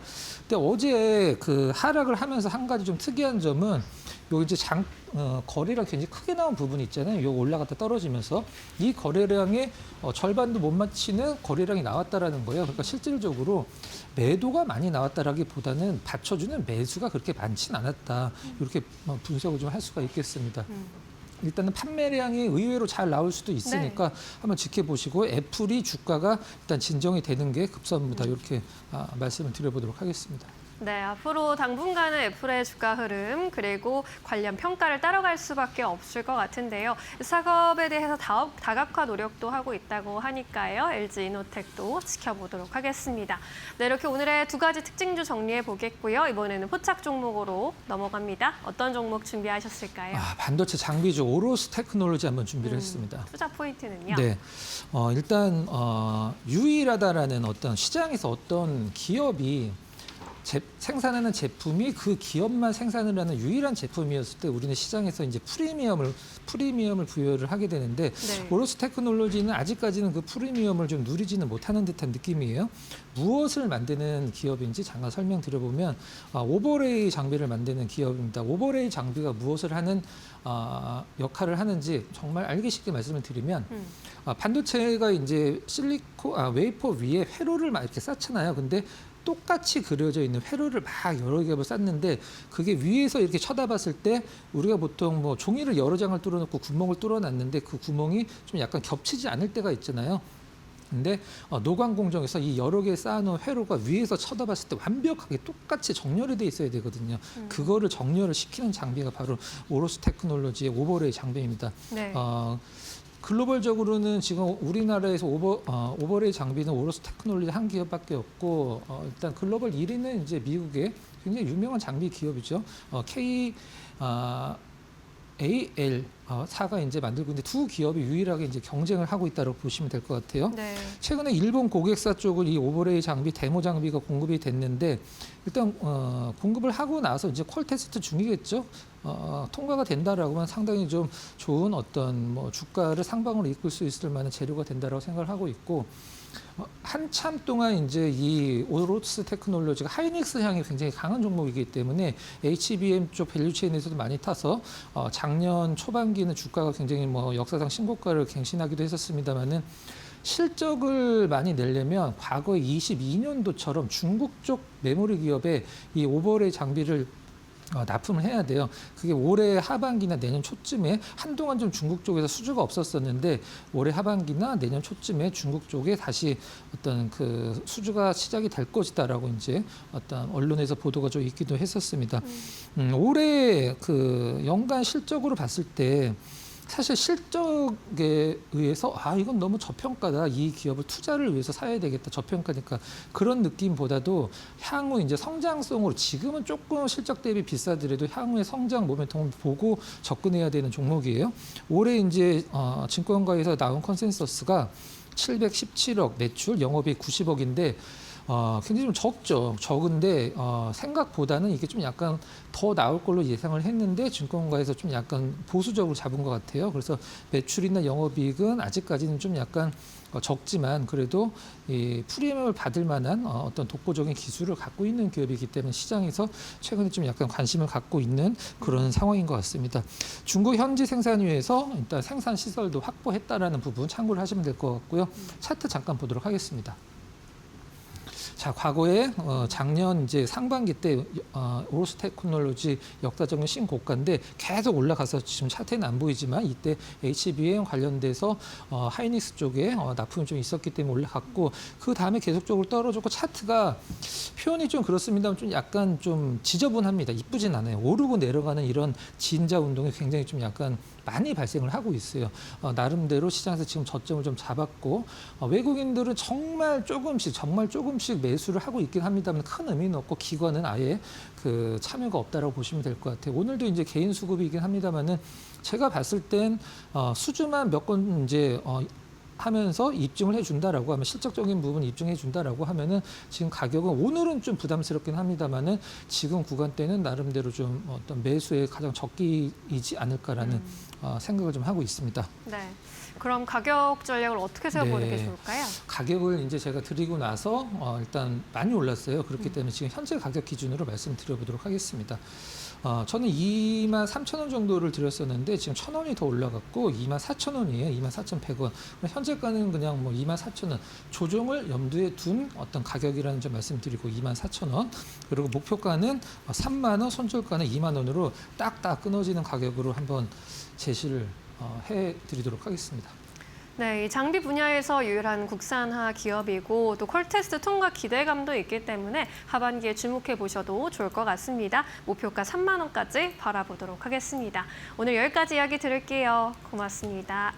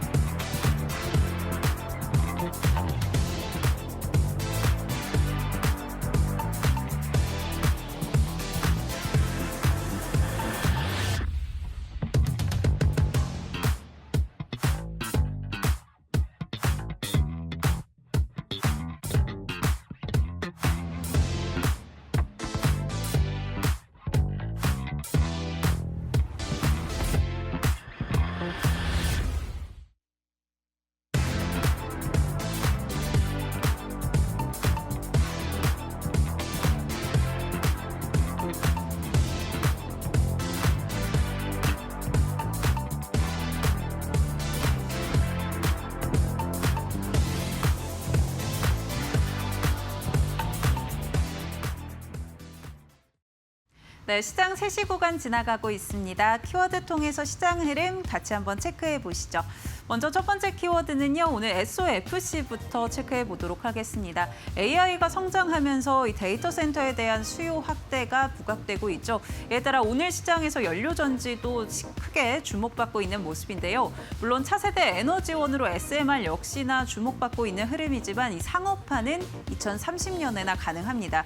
이 연료 전지 오늘 이슈들 좀 살펴보시면 천연가스 또 수소를 연료로 사용하고 있기 때문에 차세대 이 천연가스 공급 인프라만 갖추고 있으면 5개월에서 6개월이면 설치가 가능하다라는 점이 부각되고 있는 거고요. 오늘 관련주들 흐름도 강합니다. 같이 한번 확인해 보시죠. 현재 구간에서 SOFC 관련주들 한선 엔지니어링의 경우에는 상한가까지 도달하면서 그 탄력성 유지하고 있는 모습 확인되고 있고요. 범한 퓨어셀의 경우에는 오늘 52주 신고가 경신해냈습니다. 15%대 급등 이어가고 있고요. 두산 퓨어셀 15% 가까운 상승 탄력, 금양 그린파워도 4.3%대 강세, 미코도 4.3%대 오름세 보여주고 있습니다. 두 번째 키워드 살펴보겠습니다. 네, 두 번째 키워드는 방산 확인되고 있습니다. 최근에 다시 한번 지정학적 리스크가 부각되고 있습니다. 이스라엘이 하마스를 공격했고요. 간밤에는 러시아의 드론이 폴란드의 영공을 침범했다라는 소식들 전해졌습니다. 총 19대 드론이 움직였고요. 이 중에 7대가량이 파괴 및 격추됐다라고 추정하고 있는데요. 그만큼 시장에서 방산주들 다시 한번 주목받고 있는 모습이고요. 특히나 내년에 이 EU에서 244조 원 규모의 무기 공동 구매를 이어가기 때문에 여기에 따른 한국이 수혜를 입어갈 수 있다는 부분들도 오늘 시장에서 작용하고 있습니다. 관련한 종목들 체크해 보시죠. 네, 현재 구간에서 퍼스텍의 경우에는 11%대 급등 이어가고 있습니다. 삼양컴텍 6.8%대 강세, 한국항공우주도 강한 모습이고요. 하나 에어로스페이스의 경우에는 현재 구간 3.3%대 강세 이어지고 있는데요. 장중에 100만 원 선 위로 다시 한번 도약했던 모습들도 확인되고 있습니다. 현재 구간에서는 99만 9천 원 선 지나가고 있습니다. 네, 현대로템의 경우에는 2%대 오름세 보여주고 있다는 점 체크해 보시죠. 마지막 키워드 확인해 보겠습니다. 네, 마지막 키워드는 증권 확인되고 있습니다. 연 이틀 사상 최고치를 경신하고 있는 코스피죠. 반면에 증권주의 경우에는 오늘 세론이 이어지고 있습니다.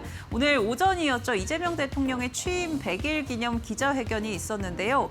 여기에서 시장이 가장 주목했었던 주식 양도소득세에 대해서 조금은 덜 명확한, 시장의 생각보다는 좀 명확하지 않은 답변들을 내놨습니다. 이 50억 원을 시사하기는 했지만 국회에게 맡기겠다라는 발언을 내놓으면서 증권주들 차익 실현 매물 쏟아지고 있고요. 현재 구간 흐름 살펴보겠습니다. 네, 키움증권의 경우에는 약부합권 움직임 나오고 있고요. 하나투자증권 1.6%대 약세, 신용증권도 1.8%대 약세 흐름 이어가고 있습니다. 미래에셋증권 3.7%대 크게 조정받고 있고요. 부국증권이 7%대 강한 조정 흐름 이어지고 있다는 점 확인해 보시면 좋을 것 같습니다. 지금까지 키워드 통해서 시장 흐름 체크해봤습니다.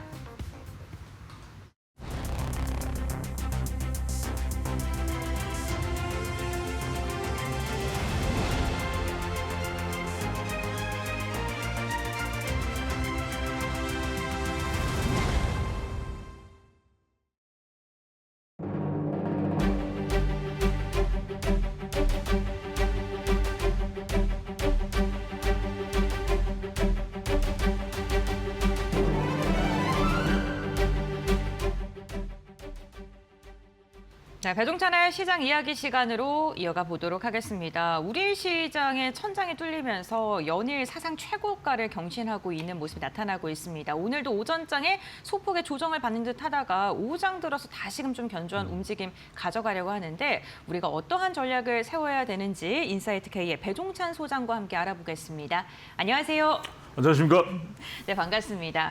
이재명 대통령의 취임 100일 기자회견도 진행이 됐고요. 거기서 증시에 되게 친화적인 이야기가 많이 나왔습니다. 네. 그리고 국외적으로 봤을 때는 금리 인하에 대한 기대감까지 더해지면서 우리 시장의 고공행진이 지속될 수 있을까 기대하고 계신 분들 많으실 것 같은데요.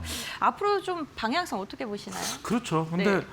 여러분들 그 기억나시나요? 제가 뭐라고 그랬습니까? 계속해서 이야기 드리면서 4분기에는 좋을 수밖에 없다. 좋아야만 된다. 이건 뭐냐면은 뭐 likely가 아니라 네. 영어로 이야기하면 should예요. have to be. 그래야만 되는 거예요. 왜냐하면 트럼프 대통령도 네. 계속 뭐 인플레 우려 있고 그런 것들을 지금 본인이 압박을 해서 쿡 이사까지도 해임하고 네. 지금 기준금리 인하 쪽으로 가고 있는데 뭐 다음 주 그렇게 될 예정이죠. 근데 이게 주가가 안 올라가 보세요. 그러니까 일단 우리도 상승 탄력을 받는 게 미국 증시가 좋은 거예요. 그러니까요. 네. 그러니까 이제 우리까지도 또 대통령이 이 양도소득세 대주주 기준과 관련해서도 기존대로 가겠다. 이렇게 왜냐하면 이런 게 만들어져야 사실은 심리적으로 경제는 심리잖아요. 그렇죠. 그래서 그렇게 갈 수밖에 없는 건데 제가 이제 우리 이데일리 TV 시청하시는 분들한테 제가 다른 전문가들하고 줄 수 있는 인사이트가 뭐냐. 저는 그렇습니다. 뭐 기라성 같은 많은 전문가들이 종목별로 또는 뭐 지표별로 분석하는 별로 또는 섹터별로 다양한 분들이 나오시잖아요. 제가 해드릴 수 있는 건 뭐냐면 저는 이런 거시 지표 이게 우리가 단순히 경제적인 것만 있는 것이 아니라 정치 사회적인 것도 분명히 있거든요. 그렇죠. 같이 읽어보셔야 된다. 왜 여러분들 미국의 월스트리트 가면은 무슨 경영학과라는 이런 수학과 출신들만 있는 게 아니에요. 실제로는 여러분들 뭐냐면 프린스턴 대학의 인문학부 출신들이 월가를 거의 장악하다시피 해요. 왜냐? 이 친구들이 매트릭스만 공부를 하면 얼마든지 가서 그 인문학적 지식이 이런 분석 능력, 인사이트가 되는 거예요. 그래서 아이비리그 중에서도 오히려 프린스턴이나 여러분들 큰 빅 인베스트 쪽으로 가면 오히려 그런 사람들이 더 많습니다. 프린스턴을 나오거나 브라운을 나오거나 이런 사람들이 많은 이유가 바로 그런 이유예요. 이들이 가면은 뭐 골드만삭스니 뭐 JP 모건이 있는 이유가 바로 그런 이유거든요. 저는 이제 그런 쪽을 여러분들에게 말씀을 드리고 싶은 거예요. 스콧 베센트도 이제 그런 부류의 사람인 것이고, 그러니까 지금 미국 시장도 좋아질 수밖에 없고 기준금리 인하하고 그러면은 IT 기술주 쪽은 좋을 수밖에 없잖아요. 제가 말씀드렸잖아요. 결과적으로는 알로 받아. 그래서 계속 우상향할 수밖에 없는데 그걸 언제 어느 시점에 올라타느냐가 중요하다는 말씀을 계속 드렸잖아요. 근데 실제로 그런 현상이 일어나고 있는 거라는 거죠. 그 그림을 보는 것이 너무 중요하다. 우리 시장도 갈 수밖에 없다. 그러면은 어차피 뭐 연말이든 내년이든 이제 어느 상황에 가서는 우리도 4천을 넘볼 수 있는 시점이 오겠죠. 그러니까 이제 기준금리가 내려가고 지금 심지어는 글쎄 이제 뭐 이 지표상으로는 동의하는 그 수준 비율상으로는 베이비 컷이 가능성이 높지만 모르죠. B컷을 단행할 수도 있고 워낙 기준금리 인하에 대한 압박이 많았으니까 이런 것들을 보면 IT 기술 쪽에 더 탄력을 받을 수도 있고 여하튼 모멘텀이 된다. 뭐 지금 딱히 모멘텀이 없잖아요. 그러니까 계속 이야기는 뭐 조지아주에 체포 구금된 그 이야기가 우리 경제 지표는 아니니까 결국은 기준금리가 다음 주에 인하 발표가 됐을 때 그것이 B컷이냐 심리적으로는 베이비 컷으로 갈 수밖에 없다도 심리적으로는 또 다시 한 번 더 10월 달 되면 또 한 차례 또 내려갈 수도 있는 것이거든요. 이런 상황에서 우리 내부에 이 관련된 이 코스피 5천으로 가는 그런 호재가 될 수 있는 것까지 겹쳐져서 이렇게 상승세를 타고 있다. 결과적으로는 제가 말씀드렸듯이 뭐냐? 결국 주식시장이라는 것은 우리가 다른 투자 조건이 아니라 다시 이쪽 시장으로 유동성이 확보되면은 사람들이 투자를 많이 할 수밖에 없거든요. 지금 여러분들이 기업이 아니에요. 사내 유보금이 아니라 개인 예금에 지금 아직까지 투자가 결정되지 않은 것이 한국은행의 자료를 보면 한 93조가 됩니다. 93조예요. 우리나라 내에서만.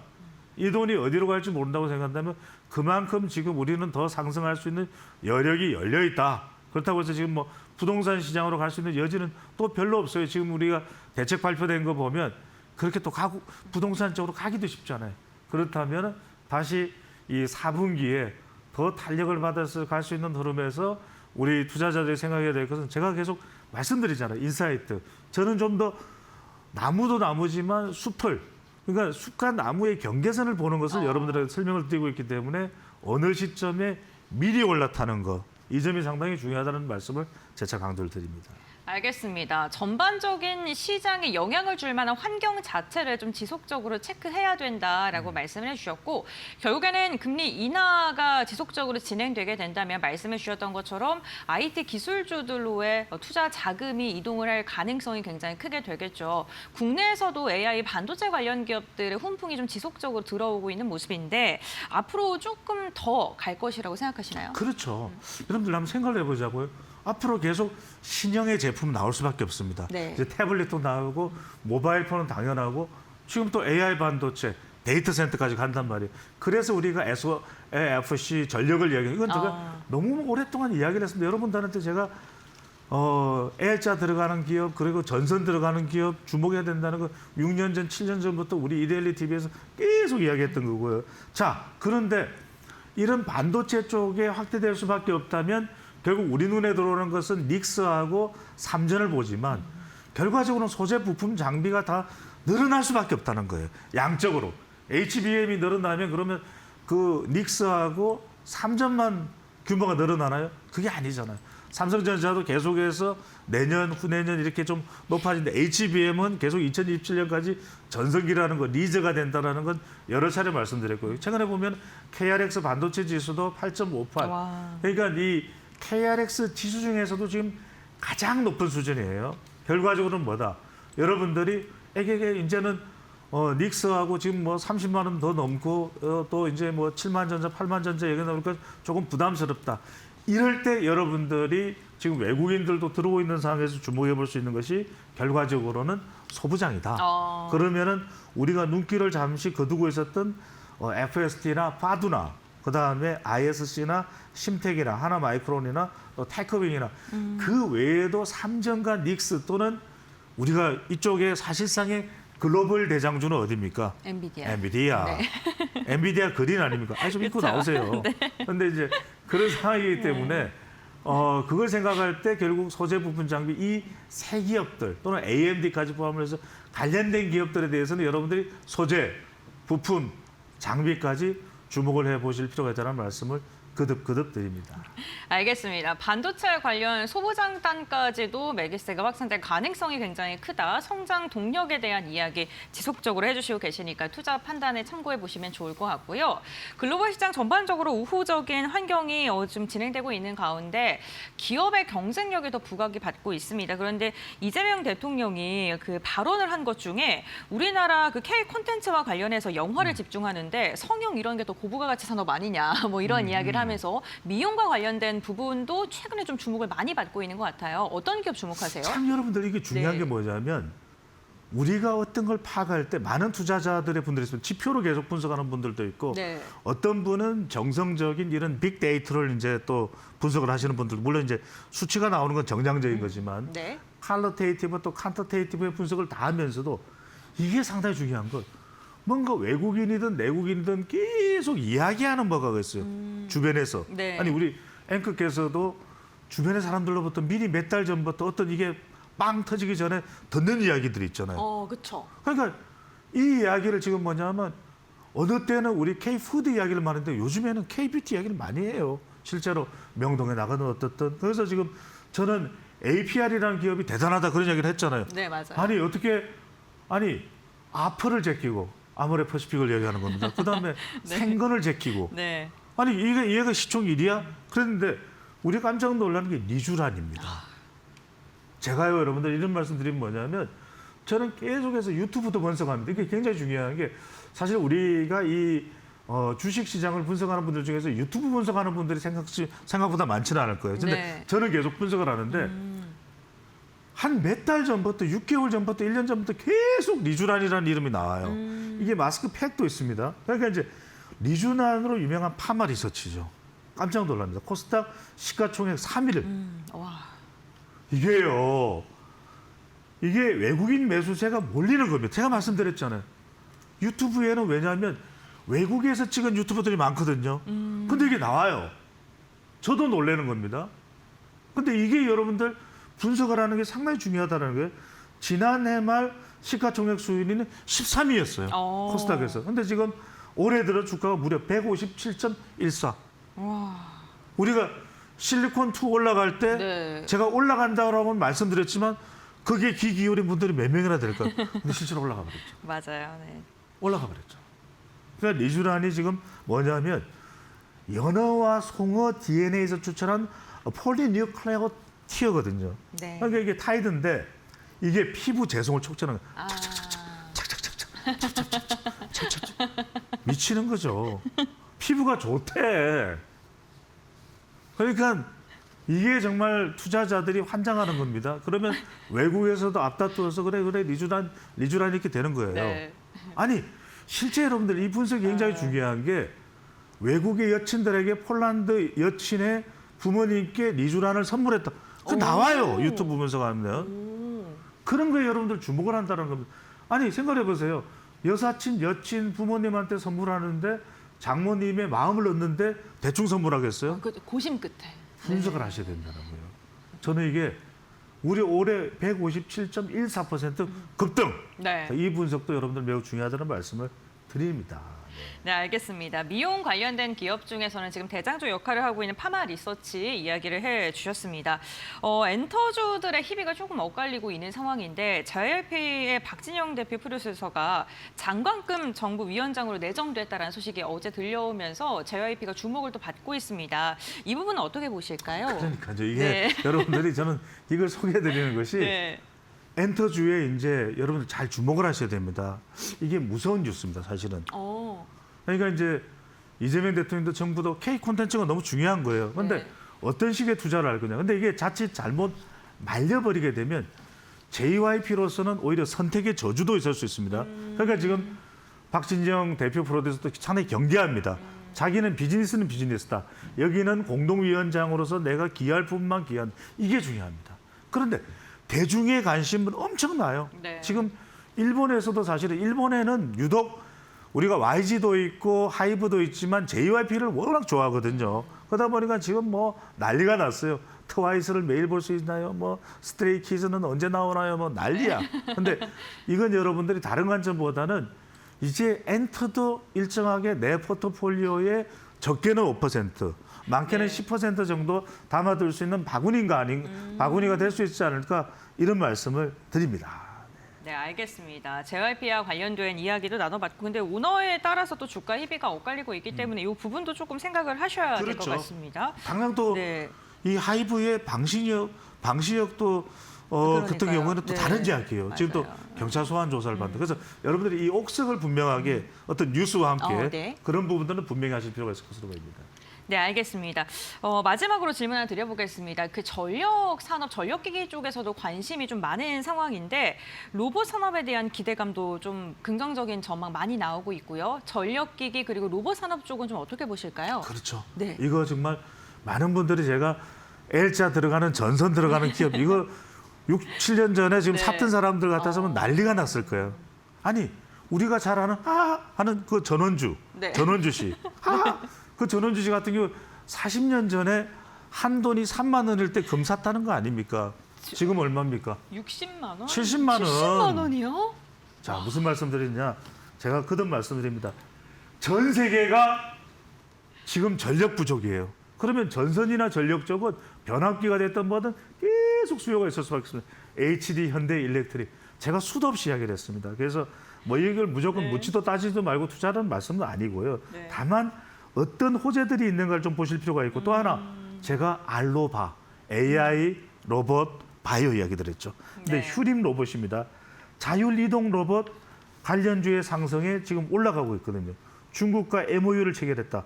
자, 오마크라는 회사가 중국 난징 아니 제가 왜 이 말씀드리냐면 오토 무빙 로봇입니다. 이건 우리가 무빙 움직이는 건데 여러 가지 관절이라든지 액티베이터 이런 기술이 있어야 되는데 사실 따지고 보면 로봇 하면 지금 중국이에요. 네. 공대에 미친 중국, 의대에 미친 한국이잖아요. 그렇죠. 그런데 이 공대에 미친 중국에 협약을 해서 이렇게 계약을 체결했다. 휴림 로봇에 여러분들 주목을 해보실 필요가 있습니다. 네, 알겠습니다. 오늘 배종찬 소장과 함께 우리 시장 앞으로의 상방에 대한 기대감이 더 커지고 있는 가운데 어떠한 섹터 그리고 그 안에서 어떤 종목을 봐야 되는지 전략 한번 세워봤고요. 투자 포인트 잘 참고해 보시면 좋을 것 같습니다. 소장님과의 말씀 여기까지 나누겠습니다. 고맙습니다. 감사합니다.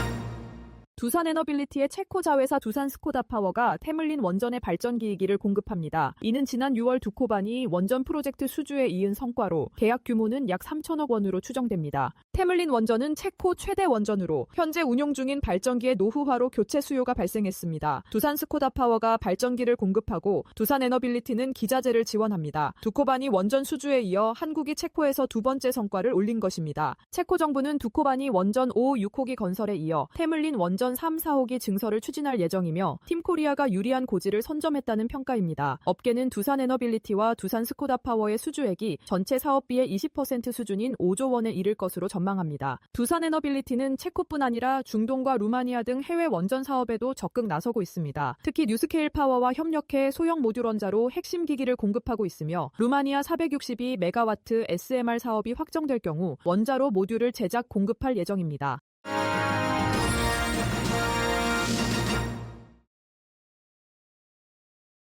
네, 목요일 동시호가 구간에 들어와 있습니다. 라스트 찬스로 이어갈게요. 목요일에 두 분 모셨습니다. 로크투자연구소 임순재 대표, 독립리서치 P&J 손창현 팀장 모셨습니다. 어서 오세요. 네, 안녕하십니까. 네, 반갑습니다. 오늘도 시장은 또 강세를 이어갔습니다. 8거래일 연속 강세인데요. 대표님께서는 시장 어떻게 바라보셨을까요? 네, 뭐 코스피 지수를 본다라고 하게 되면 연일 지금 어제 오늘 지금 사상 최고치를 경신 중에 있다라고 보시면 될 것 같습니다. 특히 이제 오늘 장 초반에는 뭐 전 상승세가 이어지면서 3,344포인트까지 상승을 했다가 그 이후에 이제 대통령 기자회견 중에 조금 주가가 하락 반전을 했었습니다. 그다음에 뭐 이후에는 다시 주가가 재반등하는 그런 이제 모습을 보였다라고 보시면 될 것 같고요. 특히 뭐 시장 내에서 지금 상승세를 이제 부추겼었던 가장 큰 이유는 대주주 양도소득세 기준을 뭐 정부에서 강화하겠다는 걸 다시 원상복귀하겠다라는 그런 이제 얘기들이 나오면서 이제 주가가 강세를 보였는데요. 뭐 지금 상황에서는 오늘 이제 이재명 대통령이 기자회견 내에서 본다라고 하게 되면 뭐 확답은 없었습니다. 그렇지만 관련된 내용들 국회에 이제 맡기겠다라고 발언을 했습니다. 그러니까 이전에 민주당에서 이제 양도소득세 기준을 50억으로 유지해야 된다라는 그런 이제 내용을 대통령실에 알렸었기 때문에 그런 걸 감안한다라고 하게 되면 대주주 양도소득세 기준은 50억이 될 가능성이 상당히 좀 높아 보인다라고 보여지고요. 네. 이와 더불어 이제 배당소득 분리과세도 국회가 정하면 이제 달라질 걸로 보여지는데 그렇게 되면 정부안보다는 조금 완화될 가능성에 대한 부분이 지금 제기가 되고 있습니다. 그렇다라고 하게 되면 이런 이제 증시적인 뭐 수급 측면에서 좀 긍정적으로 영향을 좀 미칠 가능성은 있고요. 여기에 지금 코스피에서 외국인 매수세가 지금 지속이 되고 있는 그런 상황입니다. 뭐 외국인이 오늘까지 한다라고 하게 되면 5거래일 연속 지금 순매수세가 이어진다라고 보시면 될 것 같고요. 특히 9월 2일부터 9월 10일까지 어제까지 뭐 3조 3,700억 정도 순매수를 했습니다. 오늘도 지금 한 1,300억 정도 순매수를 하고 있기 때문에 그런 관점에서 이런 외국인들의 순매수세가 계속 유입이 된다라고 하게 되면 지수에는 긍정적인 영향을 미칠 가능성은 충분히 있다라고 보여지고요. 네. 뭐 섹터별로 본다라고 하게 되면 오늘 뭐 하락을 했다가 전체적으로 반등을 하는데 조선기자재 관련된 부분은 여전히 뭐 관심 있게 좀 보실 필요가 있지 않을까라는 생각을 해보고 있습니다. 네, 시장을 여전히 이끌어주고 있는 섹터들 조방원이 거론이 되고 있는데 오늘 조선 기자재 업종 전반적으로 투심이 또 개선되는 모습 특징적이었습니다. 시장은 굉장히 강한 모습 이어갔는데요. 팀장님께서는 어떻게 분석해 보셨습니까? 네, 저도 이제 외국인 매수가 계속 되고 있기 때문에 결과적으로 시장이 좀 더 강한 게 아닌가라고 봐야 될 것 같습니다. 그동안에 어떻게 보면 코스피가 박스권 흐름을 보였는데 외국인이 9월 들어서 계속 매수를 하다 보니까 3조 넘게 아까 대표님께서 얘기해 주셨지만 매수를 하면서 이제 그 박스권을 돌파를 하면서 역사적인 신고가를 갱신을 했죠. 그런 점에서 코스피가 역사적인 신고가를 갱신했기 때문에 이제 코스닥 시장으로도 매기가 좀 확산이 되고 수렴할 수 있다라는 부분으로 보셔야 될 것 같고, 그럼 이제 시가총액 상위 종목들이 코스피 관련된 종목들 중에서 많이 올라갔을 텐데 어떤 종목을 외국인들이 많이 매수를 했는지를 좀 살펴보면 9월 한 달 동안 이제 9월 중에 1위를 SK 하이닉스를 제일 많이 샀습니다. 그래서 SK 하이닉스를 1조 7천억 정도 외국인들이 매수를 했고요. 2등이 이제 삼성전자 약 7천억 정도 매수를 했고, 그리고 하나에어로스페이스가 약 3천억, 현대로템이 한 2천억 정도, 그리고 HD 현대일렉이 한 1,700억 정도 매수를 했습니다. 그래서 결과적으로 보면 반도체 관련된 종목을 외국인들이 집중적으로 매수를 하고 있기 때문에 결과적으로 반도체 소부장 쪽에 대해서 매수가 계속 유입이 되고 있고요. 거기에 이제 조선과 방산 그리고 전력 인프라까지 매수를 하면서 어떻게 보면 시가총액이 큰 기업들 위주로 외국인들이 많이 매수를 하고 있다라는 뜻은 일단 단기적으로 조정이 나오긴 했지만 오늘도 역시나 코스피가 좀 강한 그런 흐름을 보일 수 있는 그 배경이라고 좀 볼 수 있을 것 같고요. 그런 점에서 업종별에 대한 순환매가 계속적으로 이어지고 있는 것도 좀 눈여겨보셔야 될 것 같습니다. 네. 결국에 이제 그동안에 조정을 받았거나 많이 못 올랐었던 섹터들이 조금 주목을 받을 가능성이 높다라고 볼 수가 있을 것 같아요. 그래서 좀 며칠간 쉬었던 제약바이오가 오늘 다시 좀 상승을 하고 있는 것도 어떻게 보면 코스피가 많이 올랐기 때문에 이제 코스닥 쪽으로 매기가 좀 확산이 되려고 준비를 하고 있는 게 아닌가라고 봐야 될 것 같고요. 네. 여기에 로봇이라든지 뭐 2차 전지 그리고 엔터나 화장품 같은 업종도 종목별로는 이제 매기가 몰리면서 그동안에 많이 소외를 받았었던 쪽에 대한 매수세가 유입이 되고 있다. 그리고 이제 이재명 대통령이 기자회담에 대한 부분을 뭐 좀 보면 딱 정해진 게 있습니다. 이제 금융시장 쪽에 조금 더 강화를 하겠다라는 뜻으로 해석을 할 필요가 있을 것 같아요. 그런 점에서 부동산 쪽보다는 금융시장에 대한 활성화를 계속적으로 중점적으로 대책을 좀 세우려고 준비를 하고 있다라는 뜻으로 해석을 할 필요가 있기 때문에 뭐 지수가 이제 5,000선을 바라보는 시점에서 어떻게 보면 이제 불확실성도 조금 해소가 된 게 아닌가라고 좀 볼 수 있을 것 같아서 긍정적인 시각을 계속 유지할 필요는 있다라고 봐야 될 것 같습니다. 네, 금융시장 활성화에 대한 정부의 의지가 돋보이는 부분 많이 나타나고 있고 특히 코스닥의 정상화 매우 중요하다라는 그런 발언도 있었습니다. 코스닥도 이제 코스피만큼 키 맞추기로 얼마나 더 올라갈 수 있을지도 관전 포인트가 앞으로 더 될 것 같은데요. 코스닥의 경우에는 낙폭을 좀 줄였지만 코스피는 그래도 오늘 강세 탄력 계속 유지하면서 거래가 됐습니다. 0.6%대 오름세 포착이 되다가 현재 구간에서는 낙폭을 좀 나타내는 모습이네요. 강보합권 0.1%대 오름세 포착되고 있습니다. 3,321포인트 마감 기다리고 있습니다.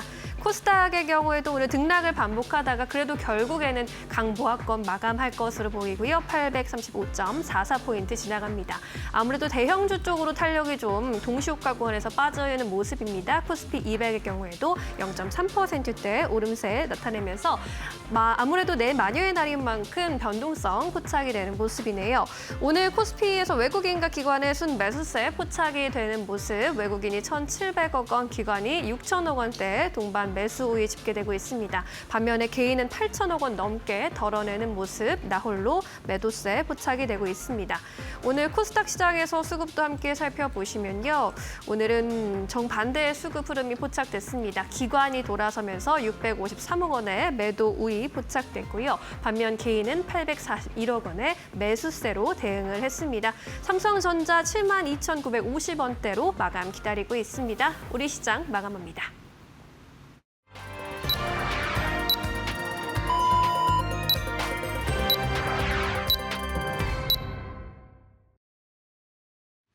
네, 9월 11일 목요일장 우리 시장 마무리가 됐습니다. 오늘까지 우리 시장은 8거래일째 상승력을 유지한 것으로 확인되고 있는데요. 오늘 개장 직후에 연고점 그리고 역사상 최고점을 또다시 경신했던 시장이 변동성을 보이다가 결국에는 상승을 유지하면서 마감했습니다. 다만 중요한 건 오늘 상승한 종목보다 하락한 종목이 조금 더 많았습니다. 그렇기 때문에 체감적인 지수 자체는 생각보다 지수의 상승보다 좀 덜할 수 있다는 점 유의하셔야 될 것 같습니다. 그렇다면 트레이딩 뷰를 통해서 조금 더 자세한 종목별 상황 보겠습니다. 오늘 혼조세가 펼쳐졌던 시가총액 상위권에 있는 종목들인데요. 반도체 관련된 기업들은 오라클의 급등과 함께 견조한 움직임 나타났고 SK하이닉스가 어제 이어서 오늘까지도 조금 더 강한 탄력이 나오는 게 특징적입니다. 0.9%, 1%에 가까운 상승세, 삼성전자도 1%의 오름세가 나왔고요. 오늘 방산 관련 기업들의 움직임이 굉장히 좋았죠. 러시아의 드론 침공, 이제는 유럽도 안전하지 않다라는 소식이 전해지면서 이로 인해서 오늘 방산 관련 기업들의 모멘텀이 굉장히 강하게 받았습니다. 특히나 하나 에어로스페이스 같은 경우에는 영국에 있는 기업과 기술협력 체결 소식까지 전해지면서 3%가량의 상승력이 나왔고요. 한국항공우주 같은 경우에는 우주 관련된 기업들, 머스크가 완전히 재사용 가능한 로켓을 또 발사할 수 있다라는 발언을 하면서 이로 인해 5%가량의 상승력 나타났습니다. 2차 전지 관련 기업들, 미국의 구금 사건 이후에 좀 흔들린 투심이 악화되는 모습이 나타났었는데 트럼프가 한국인의 잔류를 희망한다라는 발언을 한 것으로 알려지면서 LG엔솔이 2.7%가량의 오름세가 나왔습니다. 오늘도 조선주들 굳건했습니다. 한화오션이 1.7%가량 상승했고요. 삼성중공업도 3.7%, 마스가 프로젝트에 대한 기대감 여전히 들어오고 있는 상황입니다. 금융 관련 기업들 전반적으로 움직임은 괜찮았는데 일부 종목을 중심으로는 소폭의 하락이 나왔고요. SK스퀘어가 4.4%가량의 강한 상승 나왔는데 나왔는데 대주주 양도세 요건 완화에 대한 기대감 속에 지주사들에 대한 주가 상승도 눈에 띄었던 하루였습니다. 오늘 인터넷 대표주들은 보합권 수준에서 마무리가 됐고요. 삼양식품이 5% 넘는 강한 상승 나왔는데 농심은 두 자릿대 오름세가 나왔죠. 식품 관련된 기업들 앞으로 수출에 대한 기대감 더 커지면서 이로 인해 수급이 강하게 쏠렸습니다. 다음으로는 코스닥 종목도 함께 살펴보도록 하겠습니다. 오늘 코스닥 같은 경우에도 혼조세가 펼쳐졌던 하루였습니다. 알테오즈는 2.6%가량 빠졌고요. 펩트론과 파마 리서치 그리고 셀트리온 제약 같은 경우에는 좀 그래도 상승력이 좀 괜찮았습니다. 오늘 ADC 제형 관련된 기업들의 움직임도 특징적이었습니다. ABL 바이오와 리가켄 바이오가 1에서 2%가량의 오름세가 나왔고요. 반도체 소부장 관련 기업들 전반적으로 분위기는 괜찮았습니다. 테크윙이 2.4%, 리노공업 상승, 동진세미캠과 YC심텍, SNS텍과 같은 일부 종목을 중심으로는 매수세가 강력하게 유입된 것으로 확인이 되고 있고요. 신고가를 경신한 종목들도 오늘 많이 나왔습니다. 다만 2차 전지 에코프로 같은 경우에 1.2% 빠졌고 엔터주들이 조금 오늘은 부진했습니다. JYP엔터가 1.8% 하락했고요. YG도 2.3%가량 빠지는 모습으로 마감했다는 점 참고해 보시면 좋을 것 같습니다. 다음으로는 지수 마감 상황 함께 확인해 보겠습니다.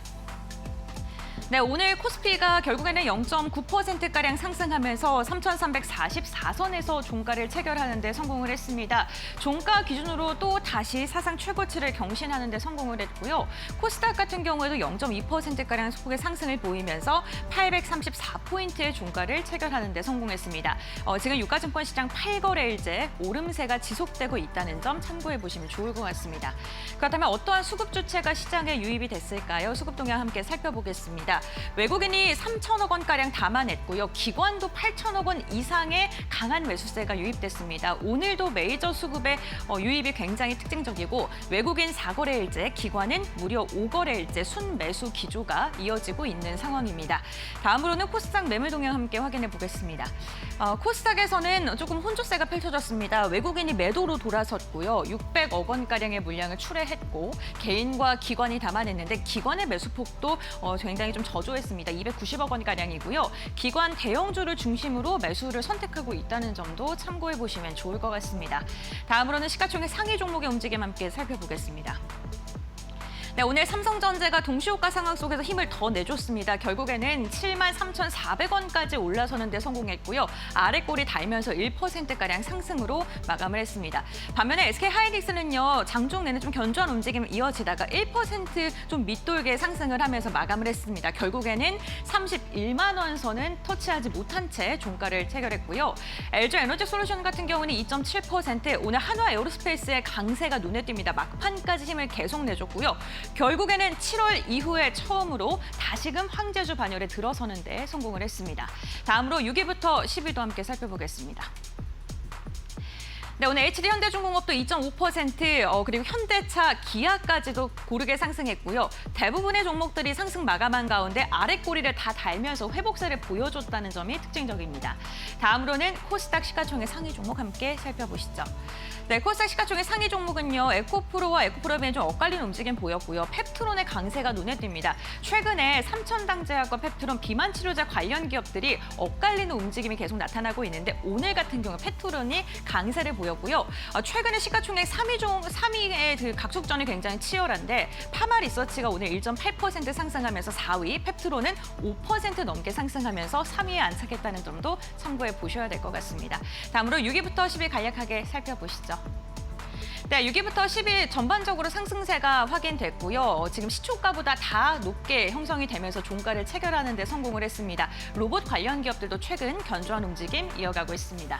네, 이렇게 마감 상황 함께 확인해봤고요. 외환 시장은 또 어떻게 흘러갔는지 알아보도록 하겠습니다. 대신증권의 김동영 연구원 연결해 보겠습니다. 안녕하십니까? 네, 안녕하세요. 네, 연구원님 오늘 환율 시장은 어떻게 흘러갔을까요? 네, 전반적으로 물가지표가 나오면서 어느 정도 횡보하는 느낌이 계속 있었습니다. 전일 뉴욕 외환시장에서 달러 인덱스 97.78로 횡보했고 원달러는 1,388원 수준으로 소폭 상승해서 마감을 했는데요. 우선 미국 8월 생산자 물가 지수가 시장 예상과 달리 4개월 만에 하락하면서 달러 약세의 압력이 좀 있었습니다. 전월 대비 0.1% 하락, 그 전년 동월 대비 2.6% 상승, 하락이 나왔다는 것 자체가 굉장히 좀 시장의 예상과 많이 달랐고요. 구체적인 내용으로 봤을 때는 서비스업 마진 자체가 줄어들어서 기업의 가격 인상을 약간 지연시키고 소비 위축을 좀 우려한 기업들의 가격 인상을 안 한 모습 때문에 물가가 오르지 않았다라는 모습으로 보이고요. 인플레이션 지표 하락 때문에 트럼프 대통령은 9월 금리를 50bp를 인하해야 된다고 요구를 했었습니다. 다른 지정학적 리스크 차원에서는 폴란드가 자국 영공에 러시아 드론 세네대가 침입하면서 격추 그리고 지정학적 리스크가 더욱 가중된 모습을 보였는데요. 프랑스, 이스라엘 거기다 이제는 러시아가 이제 폴란드 쪽까지 분쟁이 지속되면서 물론 이제 확전이나 이런 모습을 보이지는 않았지만 달러와 지표 부진에도 불구하고 리스크 오프 때문에 달러가 좀 더 약세 압력에서도 좀 상승을 하는 모습을 보였습니다. 오늘 아시아장에서는 미국 소비자 물가 지수 대비해서 역시 1,385원에서 하단을 지지하면서 1,392원까지 하에서 움직여서 1,391원 80전에 마감했습니다. 네, 물가 지표가 생각보다 부진하게 나타났음에도 불구하고 오늘 환율은 지정학적 리스크의 힘을 더 받는 모습이 나타나고 있습니다. 그렇다면 CPI가 발표된 이후에 달러는 어떠한 방향성을 보일까요? 우선 생산자 물가 지수보다는 소비자 물가 지수가 좀 더 중요하게 생각하는 지표입니다. 그래서 생산자 물가보다는 이제 실제로 구매력과 연관돼 있는 소비자 물가 지수가 가장 더 체감하는 거 그리고 중요도가 높은데 이제 오늘 소비자 물가 지표가 나오면서 방향성이 나오지 않을까라고 생각을 하고 있습니다. 우선은 생산자 물가 지수처럼 둔화돼서 나타난다면 미국 금리 인하를 하지 않을 이유가 이제 인플레이션 물가 쪽 측면에서도 없어지기 때문에 고용 안 좋고 인플레이가 낮은 그런 상황에서 금리를 안 내릴 이유가 없거든요. 그래서 이런 부분에서 달러 약세 쪽으로 무게가 더 실리지 않을까라고 생각을 하고 있습니다. 수급상으로도 전일 외국인의 코스피 매수, 일도 넘는 등 달러 매도 물량이 지속될 거로 보입니다. 물론 이게 실제로 다 달러를 들여와서 다 팔고 있느냐 이런 부분에 대해서는 약간 논쟁이 있지만 전반적으로 우리나라 주식시장 자체도 좋은 상황으로 리스크 오프 상황이 지정학적 리스크가 있음에도 불구하고 견조한 모습을 보일 거라고 생각을 하고 있습니다. 금일 유로존에서는 유럽 금리 결정이 있으나 금리 동결이 지배적인 예상이라고 할 수 있고 영향력은 제한될 것으로 보여서 소비자 물가 지표를 기다릴 것으로 보입니다. 네, 알겠습니다. 생산자 물가에 이어서 소비자 물가 지수까지 예상보다 낮게 나온다면 달러의 약세가 지속될 가능성이 크다라고 이야기를 해주셨습니다. 오늘 말씀 여기까지 듣겠습니다. 고맙습니다. 감사합니다. 네, 오늘 선물 옵션 동시 만기일 네 마니어의 날이었지만 증시 영향 제한적이었던 것 같습니다. 양지수 8거래일 연속 상승 마감했고요. 당초 9월 시장에 대해서 좀 비관적인 전망들도 많이 있었는데 우리 시장 보란 듯이 힘을 내주면서 코스피 지수 연일 사상 최고치 갈아치웠습니다. 이 시점에서 어떤 전략이 또 좋을까요? 계속 이야기 들어보시죠. 대표님께서는 내일 포인트 어떻게 잡고 계실까요? 네, 뭐 오늘 저녁에 이제 미국의 8월달 이제 CPI가 이제 발표가 될 예정입니다. 어떻게 보면 시장 내에서 가장 이제 중요하게 지금 생각하고 있는 지표 중에 하나가 아닌가라는 생각을 해보고 있습니다. 뭐 최근 고용 지표의 부진, 여기에 이제 으로 인해서 9월달 FOMC에서 이제 기준금리가 인하하는 건 거의 뭐 기정사실 아닌가라는 생각을 하고 있고요. 다만 이제 인하 폭이나 아니면 향후의 인하가 어떻게 진행될지가 아마 시장의 관심이다라고 보여집니다. 뭐 지금 오늘 이제 8월달 CPI가 이제 발표가 된다라고 하게 되면 CPI에 따라서 수치에 따라서 그 추가적인 기준금리 인하 가능성에 대한 부분이 다시 논의될 가능성은 있다라고 보여집니다. 뭐 시장 예상치가 지금 올해 8월달 CPI가 전월 대비 0.3%, 전년 대비 2.9% 정도 예상을 하고 있고요. 뭐 근원 CPI 같은 경우는 전월 대비 0.3%, 전년 대비 3.1% 정도를 예상을 하고 있습니다. 만약 시장 예상치에 부합한다라고 하게 되면 연말까지 한 3번 정도의 인하 가능성이 열려 있다라고 보시면 될 것 같고요. 만약 CPI가 예상치보다 뭐 크게 하회를 한다라고 하게 되면 뭐 9월달에 빅컷에 대한 그런 가능성도 다시 제기될 가능성은 충분히 있다라고 생각을 하고 있습니다. 그렇다고 뭐 이게 크게 오른다라고 해도 9월 달에 그 뭐 CPI 기준금리 인하 가능성을 낮춘다라기보다는 일단 인하는 하고 그다음에 10월 달에 관련된 내용들은 아마 추가적인 경제 지표에 따라서 달라질 수 있다라는 형태로 아마 시장에선 받아들일 가능성이 좀 커 보인다라고 좀 생각을 하고 있고요. 이와 더불어 이제 외국인의 순매수세 지속 여부도 여전히 확인해 보실 필요가 있다라고 보여집니다. 최근에 증시가 강한 여러 요인 중에 하나가 외국인의 순매수세가 꾸준히 유입을 하고 있다라는 부분입니다. 특히 미국 증시가 그 호황을 보이면서 뭐 계속 연일 강한 그런 모습을 보이면서 위험 자산에 대한 선호도가 증가를 하고 있고 그런 관점에서 국내로도 외국인 매수세가 꾸준히 유입되고 있는 그런 상황이다라고 보시면 될 것 같고요. 네. 현재와 같은 이런 외국인 매수세가 계속 유입이 된다라고 하게 되면 지수는 지금보다 추가적인 상승 가능성은 충분히 더 높게 보인다라고 보여집니다. 뭐 최근 움직임 자체가 뭐 악재나 호재가 특별하게 없는 그런 상황이기 때문에 현재와 같은 유동성이 담보된 그런 시장이 좀 더 지속될 가능성은 있다라고 보여지고요. 특히 정부의 이제 정책 방향에 맞는 정책에 따라서 관련된 섹터들이 움직일 가능성은 여전히 있기 때문에 그런 관점에서 일단 정부가 관심을 갖고 있는 그런 섹터 중심으로 관심을 좀 가질 필요가 있다라고 보여지고요. 뭐 지금 시장 주도주인 조선이나 반도체 관련된 종목들의 상승세는 좀 더 이어질 가능성이 있어 보인다라고 생각을 하고 있습니다. 네, 주도 섹터 조금 더 바라볼 수 있겠다라고 의견 주셨습니다. 팀장님께서는 내일 전망 어떻게 하고 계실까요? 저도 오늘 저녁에 있을 이제 CPI가 어떻게 나오는지에 따라서 일단 뭐 B컷에 대한 가능성도 염두를 좀 할 가능성이 높지만 제가 봤을 때는 9월에는 기정사실 0.25로 낮춘 다음에 향후에 연말까지 추가적으로 이제 얼마만큼 금리 인하를 하는지가 중요할 것 같아요. 그런 점에서 PPI가 예상치 하회했고 CPI가 얼마만큼 예상치를 부합을 하는지를 보셔야 될 것 같다라고 말씀드려야 될 것 같고요.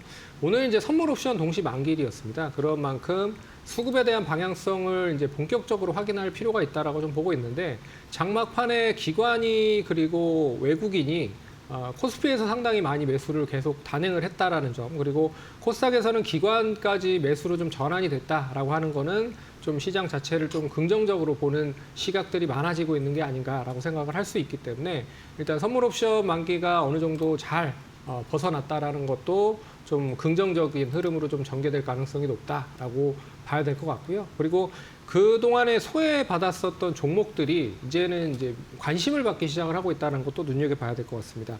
특징적인 종목 몇 개를 좀 선별을 해서 언급을 해드리자면 삼성전기가 이제 MLCC에 대한 확대 그리고 카메라 모듈에 대한 확대로 역사적인 신고가, 단기적인 52주 신고가를 계속 갱신하고 있는 상황이고요. 거기에 이제 뭐 어제 저녁이었죠. 이 오라클이 오픈 AI 쪽에 3천억 달러 컴퓨팅 파워 계약을 맺었다라고 얘기가 나오면서 그동안에 소외받았었던 이 뭐 두산 퓨얼셀이나 범한 퓨얼셀 이런 관련된 종목들이 상승을 했다는 것 자체도 좀 눈여겨봐야 되는 대목이 아닐까라고 봐야 될 것 같습니다. 네, 좋습니다. 계속해서 반도체 쪽도 관심 가져가 보는 것 중요할 것 같고요. 내일 시장에서 주목해 볼 만한 종목으로 넘어가 보도록 할게요. 대표님은 어떤 종목 보고 계실까요? 네, 오늘 뭐 큰 폭의 상승세를 보인 농심, 뭐 여전히 좀 관심 있게 보실 필요가 있지 않을까 싶습니다. 뭐 캐대언 열풍으로 인해서 K컬처 푸드에 대한 관심사항이 커지고 있고요. 특히 캐대언과 이제 콜라보 제품이 이제 나오고 있습니다. 뭐 특히 농심 같은 경우는 라면에 관련된 제품들이 나오고 있는데요. 그러다 보니까 이러한 이제 캐대언으로 인한 브랜드 상승에 대한 그런 부분도 같이 좀 보실 필요가 있다. 이와 더불어 이제 해외 시장에 대한 매출 성장세 기대감도 여전하다라고 보시면 될 것 같습니다. 특히 이제 해외에서 이제 제품 가격을 인상을 했고요. 그다음에 8월부터 이제 월마트를 비롯한 대형 유통 체인에 신라면, 툰바가 입점할 예정이다라는 것도 상당히 긍정적으로 보셔야 되지 않을까 싶습니다. 이와 더불어 미국 내 생산 시설 보유하는 것도 긍정적으로 봐야 되는데요. 뭐 지금 경쟁 업체인 이제 삼양식품에 비해서 주가가 지금 한 4분의 1, 그러니까 시가총액 기준으로 4분의 1일 정도 됩니다. 그러니까 상당히 이제 삼양식품에 비해서 좀 저평가되어 있는 측면이 없지 않아 있기 때문에 그런 점도 같이 좀 보셔야 되지 않을까 싶고요. 뭐 최근 이제 주가 흐름을 본다라고 하게 되면 움직임 자체가 지금 뭐 계속 횡보를 보이다가 오늘 그 박스권을 상향 돌파하는 그런 모습을 보였다라고 보시면 될 것 같고요. 뭐 그런 관점에서 본다라고 하게 되면 전 고점인 55만 원대까지는 충분히 상승 여력이 있다라고 생각을 하고 있습니다. 네, 농심 목표가 55만 원까지 또 올려주셨네요. 잘 참고해 보시기 바라겠습니다. 팀장님께서는 어떤 종목 보고 계십니까? 저는 오랜만에 또 이제 로봇 관련된 종목을 한번 봐야 되지 않을까라고 봐야 돼서 레인보우 로보틱스를 한번 보시면 좋지 않을까 그렇게 말씀드리도록 하겠습니다. 이제 빅테크 기업들이 피지컬 로봇에 대한 그 본격적인 투자가 단행이 되고 있는 게 하반기에 좀 진행이 될 가능성이 높을 것 같고요. 그리고 하반기에 삼성전자가 로봇을 이제 본격적으로 출시할 가능성이 높습니다. 하반기에 가전 로봇 이 볼리라고 하는 로봇을 아마 하반기 아니면 내년 초에 출시를 할 거기 때문에 거기에 대한 기대감도 있을 거라고 보고 있고요. 그리고 이제 정부 쪽에서 다양한 로봇 사업에 대한 로드맵을 만들고 있다. 그래서 29년까지 휴머노이드 로봇을 1000대 양산을 한다라는 얘기도 나오고 있고 30년까지 AI 팩토리 500개를 보급을 하겠다. 뭐 이런 얘기가 나오고 있기 때문에 로봇 관련주들 관심 있게 보셔야 될 필요가 있다라고 말씀드릴 수 있을 것 같고요. 매수가는 현재가에서 매수하시면 좋을 것 같고 목표가는 32만 5천 원, 손절가는 25만 9천 원 제시해 드릴 테니까 투자하시는 데 참고하시면 좋을 것 같습니다. 네, 로봇 대장주 레인보우 로보틱스에 대한 의견 주셨습니다. 32만 5천 원까지 목표가 올려주셨습니다. 자, 내일 시장 한마디 또 요청해 볼게요. 대표님 어떤 메시지 주시겠어요? 네, 현재 시장 내에서 뭐 별도의 악재가 특별히 없는 상황입니다. 물론 호재도 없는 상황이긴 하지만 그렇기 때문에 시장 유동성에 따라서 증시가 아마 추가적인 상승 여력이 좀 더 남아있다라고 좀 생각을 하고 있습니다. 네, 긍정적으로 봐주셨습니다. 팀장님께서는요? 네, 저도 이제 시장 체질이 본격적으로 변모하고 있다. 그렇기 때문에 강세장을 돌입하면서 대응을 하면 좋지 않을까 그렇게 말씀드려야 될 것 같습니다. 네, 내일도 좋은 선택하시길 바라겠습니다. 여기서 인사드릴게요. 고맙습니다.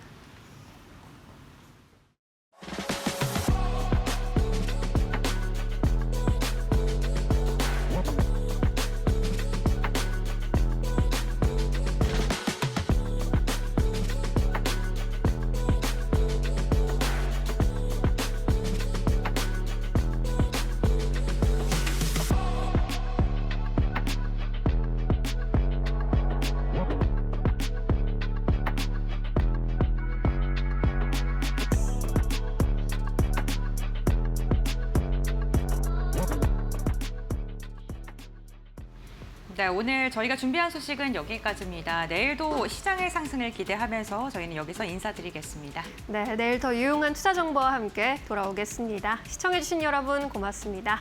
오늘도 내일도 파이널 샷!